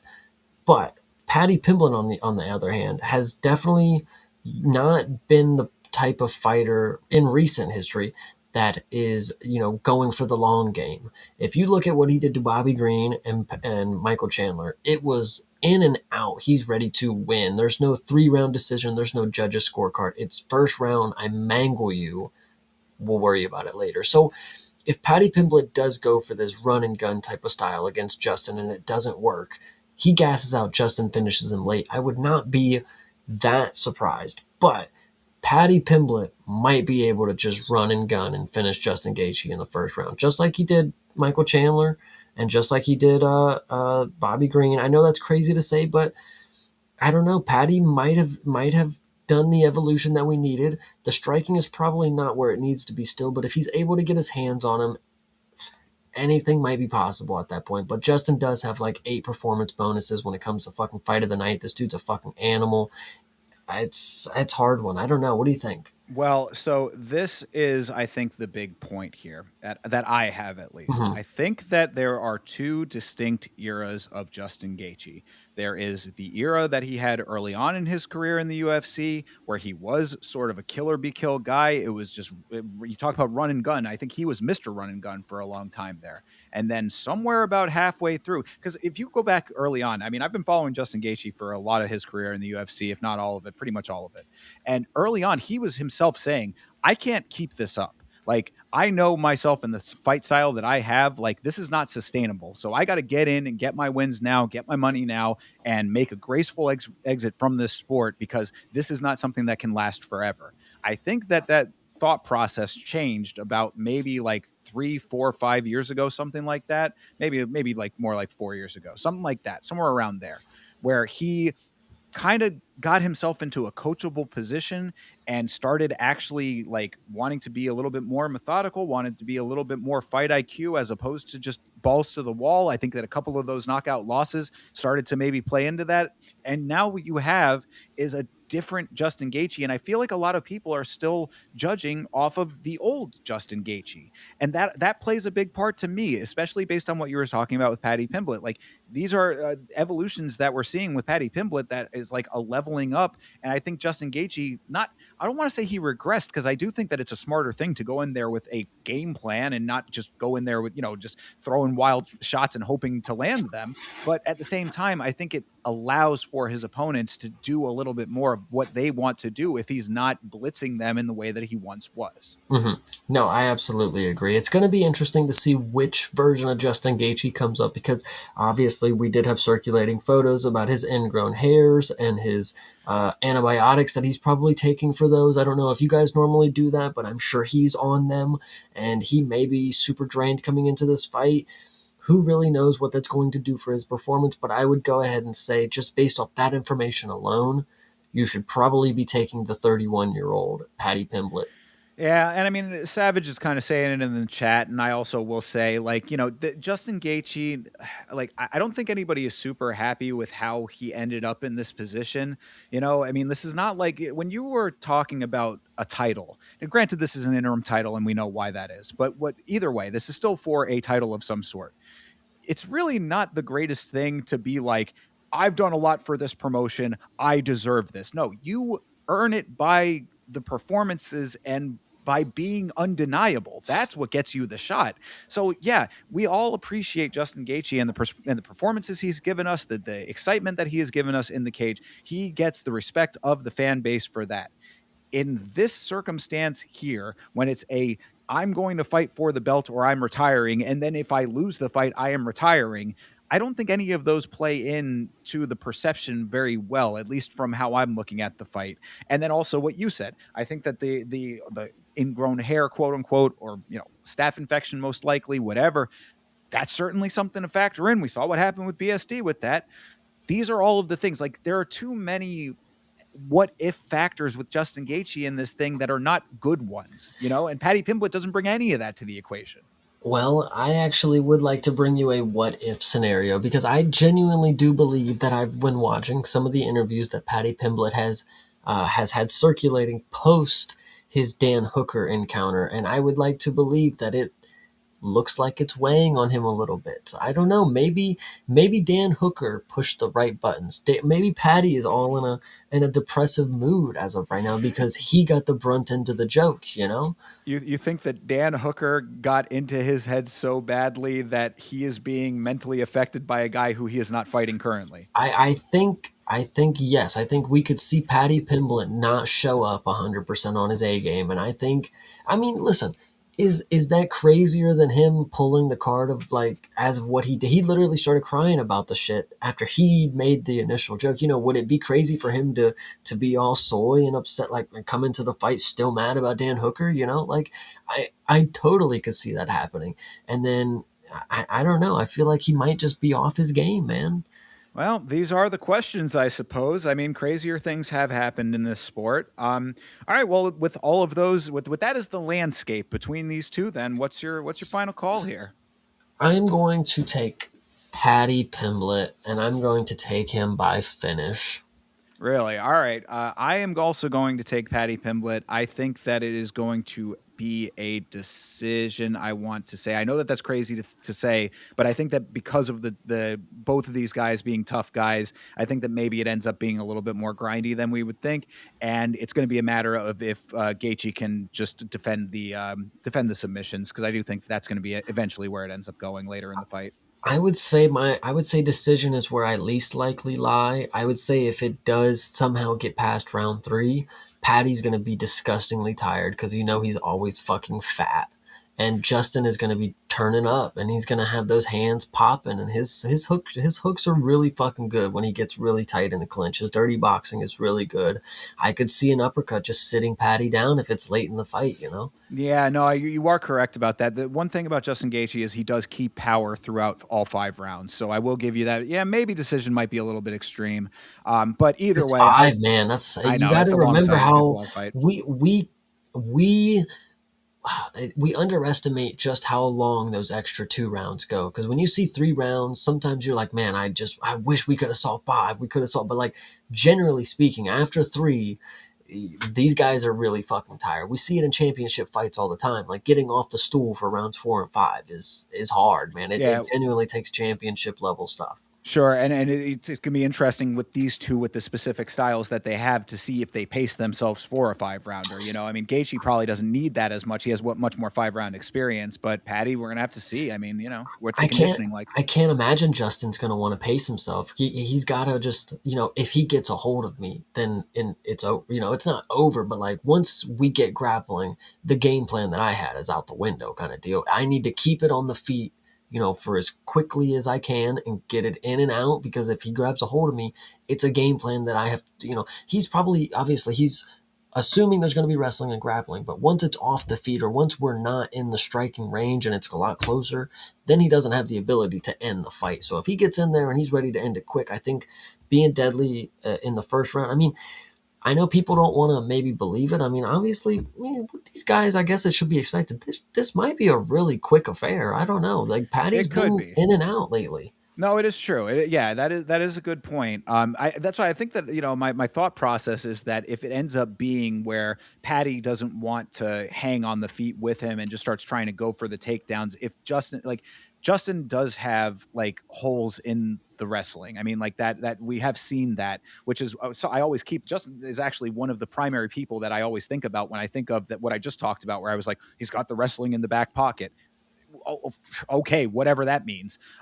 He trains with Usman. That's what it means. He trains with Usman. He was a D1 wrestler or whatever, high school wrestling kind of deal, collegiate wrestler, whatever. Doesn't, it doesn't factor into the current landscape of him. So my point is that I think if Justin can get himself into scramble mode and just kind of like, maneuver around that, and Patty doesn't want to play with the power in the hands, then it ends up being a little bit of a different circumstance that goes later. But you are right. Like thinking it through, Justin does keep power throughout the entirety of the fight, so he might be able to catch him late. I don't know if I'm necessarily 100% sold on the gassing thing though, because Patty, I know that he's a guy who balloons up during the off season, but he does condition pretty well, and he is ridiculously large when he is in there. As far as the actual cardio of that goes, that I'm saying two different things at the same time, perhaps, but I just know that he is able to condition himself well enough to make weight all the time that he does it.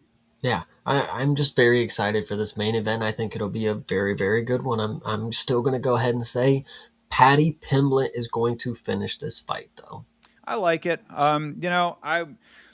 I don't know. I mean, like I said, maybe I'll backtrack a little bit on the decision part of it, but I too I'm siding with Patty on this one, and it's gonna suck because I don't think that I hate this play that, like what I was talking about earlier. I hate this play from Justin because I don't think it's a great way to go out if it does end this way. Like this is not the type of situation and dynamics that you want out of a fighter that is beloved by the fan base like this.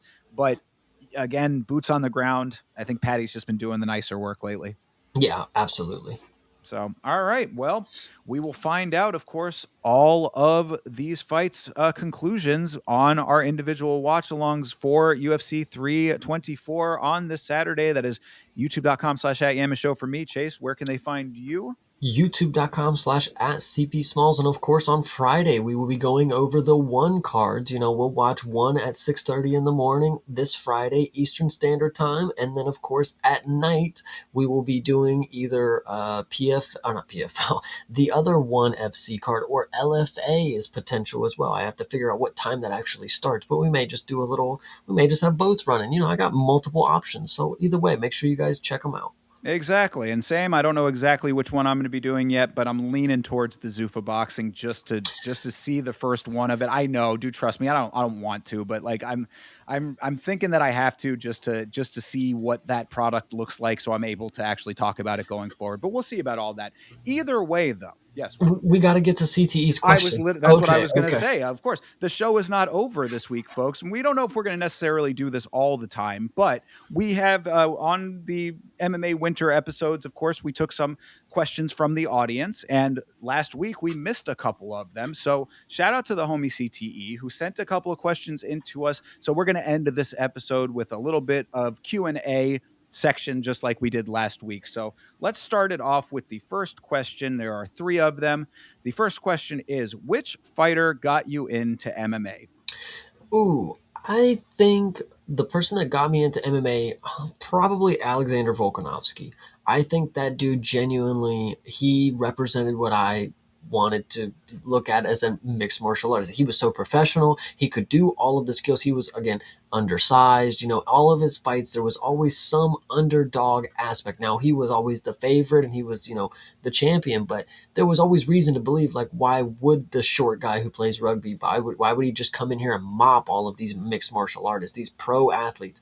And he just did just that, and he was a very dominant champion for what it was. He is, the champion again.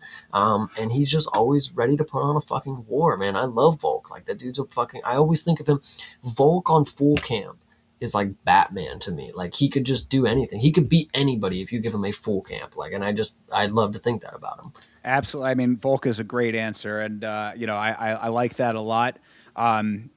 So okay, my answer to this question is a little bit more involved. All right, so Okay. I'm gonna qualify this because the answer to the question, there is an answer to this, but the answer is one that I think is going to be a little bit of a side eye from pretty much everybody who hears it. But hear me out. All right. What I will say to this is, Chase already given it to me. What I will say to this is that I like fighting. I am not specific to any one person. You see how I talk about the fighters often. Like, I've never really I've said it. We talked about this, I think, on the last episode. We were saying, like, I don't necessarily have like any grand desire to hang out with the fighters. Like, I'm not. I don't like have like a starstruck element with it. I like fighting. So really, if there are 2 people fighting, that is what I want to see. If it's a good fight, I really don't care who is in the fight. There are some people that I think do that better than others, and that is what draws me to those individuals when it comes to this sport. So that being said, the fighter that I have to answer this question with is Chris Weidman. And I know that, as like I said, I had to caveat this, but I'll tell you why. The first event that I ever watched full through was Chris Weidman versus Anderson Silva, and I knew Anderson Silva's aura, all of his accolades, his status in the sport, and Chris Weidman pulled off an upset that was very unexpected and something that I was like, man, I thought I was coming. I thought I was going to be seeing one thing. I thought I was going to be seeing a masterclass from Anderson Silva, and this rando Chris Weidman comes in and grabs a belt off of this legendary fighter.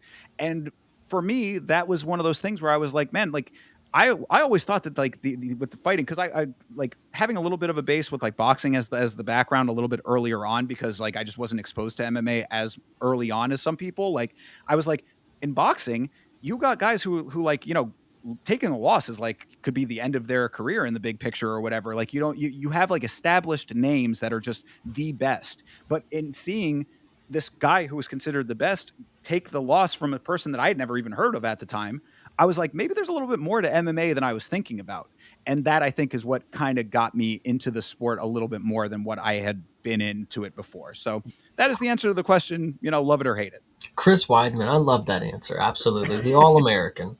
Indeed, exactly. The All-American, and I am a real American. So And he is still my boy. Goddamn right. Even after the eye pokes and all that comes with Chris Weidman, he is still my boy indeed. So there you go. So that's question number 1. Question number 2 is, which fighter do you think will influence MMA most moving forward? That's an interesting question. Influence MMA as a whole, I guess. Ooh, this is a really good one. Influence because this could be for better or for worse. Sure.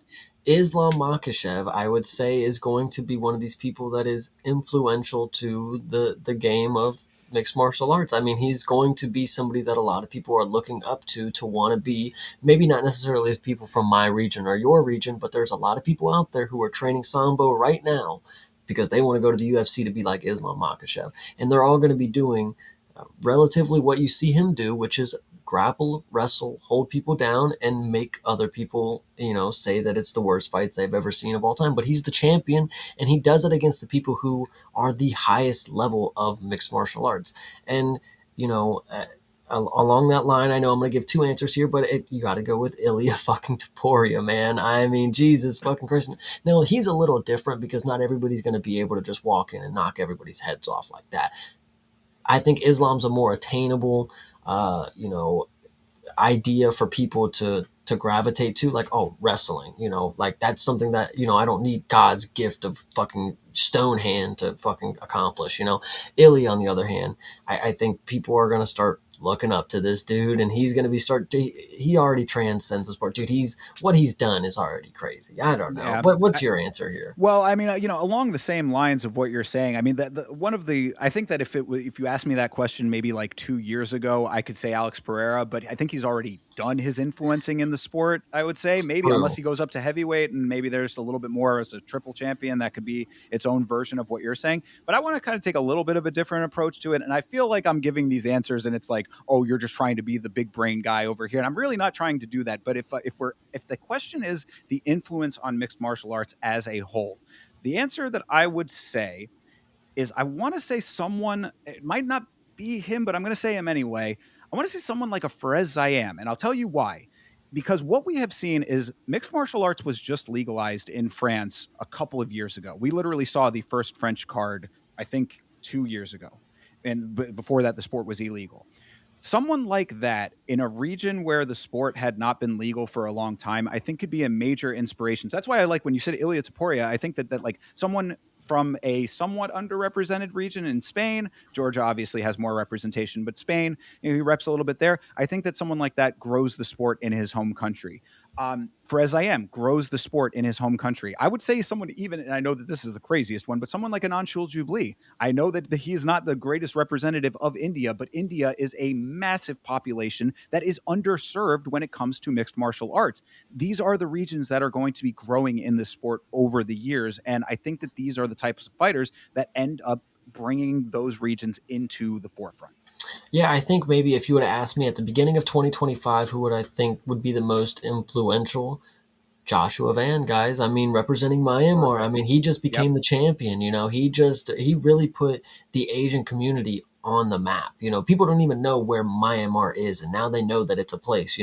Another person, and this is my answer for 2026 because I think we got a lot of good things coming here. Melky Costa, out here representing for the vitiligo, and I think influential, talking about influence, this is somebody that people can look up to, people out there who suffer from the disorder as well, they can look out and think things are possible because people out there are able to accomplish things with the same disorder that they have. It's not something that necessarily holds everybody back. They can have the confidence that I could reach for the stars and do something like that. Melky Costa is going to go ahead and be my answer. I think I like that one. I like it too. If only Ryan Loder could have done a little bit better, our dyslexic king. Yeah, I know. It sucks. No, but I like the answers though. And I mean, we're talking about influence in general. That's why I like it as a regional thing because like you have think about how big this planet is, guys. I mean, like there are billions of people on this planet, many of them in regions that are not represented in our sport currently. That's when I talk about influence. That's where I think the sport is going. It's going to be expanding into regions that are underserved currently, and people like a Fares Zayam, a Benoit Saint Denis, Chris Duncan out in Scotland. I mean, think of how many Scottish fighters you can name off the top of your head. 3. I mean, like this is what I'm talking about. These regions of the world, like even to an extent, like I'm surprised that Marvin Vittori was not more influential for Italy. That's what I'm talking about. Well, I mean, I agree with you there. I think a lot of these, you're pulling some really good names. I think the Anshul Jabli was actually a really good one. Pooja is also. Tomorrow, sure. But, you asked the questions of like, you're surprised there's not many Italian fighters, bro. What about the Czech Republic? Don't they have like the coolest fucking fighter of all time? And they have a woman who sucks in the UFC. Like that's the only other option we got. Yeah. So. There you go. So, I mean, that again, if we're talking in the big picture, that's what I'm thinking about when it comes to like influence in the sport in general is underserved regions of the world coming into the forefront. I respect that. I like it. All right. Well, then that brings us to our final question here. Let me bring it up. All right. Well, I mean, I think that we kind of talked about this a little bit already, but we can kind of give a more definitive answer here. Which fighter do you predict to have the biggest downfall for 2026? Ooh, biggest downfall for 2026. See, and this is a multi-layered question because when you say downfall, losing one fight isn't a downfall. So you Right. actually have to have somebody who's decently active, because off the top of my head, I'm like, Michael Chandler's got to fall off this year, but like he's only going to fight one fucking time. So it really doesn't matter. He may not even fight this year. Colby Covington's another one that comes to mind. Maybe is 2026 the year that he finally is gone, but will he actually fight enough that he gets moved out of the rankings enough? Beneil Dariush is another one of those. It's like the downfall for these guys. It's not going to be as quick as a downfall would lead to believe that we're talking about for 2026. Somebody who's active enough that we're looking for a really immediate downfall. It's got to be some really crap prospect. I mean, Ebo Aslan probably, dude. Like, I mean, the downfall has already started, but like he could get two more fights and lose them bad. And like, Well, but yeah, but I think that the caveat on that though is that if they're not up high enough to begin with, then is it really even a downfall? You know what I mean? true, true. Let me Well, let think me here. Yeah, go think ahead, about it a go ahead. little bit. I'll give my answer. I think it's already been in the works. So I've already mentioned him once. I'll mention him again. I think that Marvin Vittori is one that comes to mind for me. He's already on a backswing. I think that he's been figured out. He's a guy that, yeah, he's very, very tough, but he is beatable by almost everybody at this point. I think that he's going to have a pretty solid bad year this year. Yeah, middleweight actually might be cooking because there's two people that are also about to have this downfall in middleweight. Israel Adesanya potentially if he loses to Joe Pyfer, and then the next one, this is where a lot of people are going to get their feelings hurt, and I'm sorry, but Robert Whitaker, guys, Yeah. 2026. I mean, what can you say? Sure. That actually, Israel Adesanya was going to be another one of my answers. And Gotti, I mean, I don't know why it's all middleweights, but another one that comes to mind, especially after what happened in his last fight, Reinier de Ritter could be Oh, also on that chopping block. I was gonna say Kelvin Gastelum, but the downfall's already begun for that motherfucker, dude. Well, So yeah, that's the thing is like, how do you define the biggest downfall, right? I mean, yeah. if we're talking about just in the biggest of terms, you could have a fighter who's on top. I don't want to go too deep into the details, but if things were different in Ilia Toporia's outside of activity circumstances, then there could be a downfall depending on how you define it. But if we're talking strictly in fight terms, I think Rainier de Ritter with the quitting on the stool just perceptionally has broken him. So he really needs to get a win. If not, then there's a potential downfall there. You said Israel Adesanya. I thought that was going to be my other answer. So I think potentially if Song Yadong wins, guys, we're watching the witness of Sean O'Malley's downfall right there. I said it when we were talking about it. That is definitely true. So yeah, I mean, it depends on how you define it and what the circumstances are. But it feels like a lot of the guys at the top sometimes, two bad losses can really change the perception. So Mm. Yeah, yeah. I agree. So, I mean, those are the three questions. And if you would like to ask us questions, we're not going to necessarily do it every episode because on most of our episodes, we go a lot longer than this. So, we don't want to necessarily be doing 4-hour shows every week. But if we do have, next week's fights like this episode was where we have a little bit extra time at the end, we will be doing Q&As. And if you would like to ask us a question, you can join the Discord, put your questions in the Discord. We will get you those links or whatever. Make sure that it's in the description of the stream here on YouTube, and you can ask your questions in there. We will let you know which episodes we are taking questions for ahead of time. Absolutely. And once again, thank you to everybody in the chat. You guys have been keeping up with us, not only just for tonight, but the entirety of the shows that we've had every Monday night. And you guys are just awesome. It's almost been, we're going on however many years it is, 2, and it's awesome. And it's just really great. So I appreciate you guys and just keep supporting. And you guys are doing great. Yeah, the support has been tremendous already, and it is very much appreciated. So thank you for that. One more time, just so that you know, I am at youtube.com/@YamaShow. I am at YamaShow on Twitter, Instagram, and on Facebook. Chase, where can they find you? youtube.com/@CP Smalls. And if you still use Twitter and call it that, it is at Creative Partin, Partin. It will always be Twitter to your boy. Yeah, thanks again, guys. Appreciate you. Have a great rest of your night, a great rest of your week, and as always, fight on.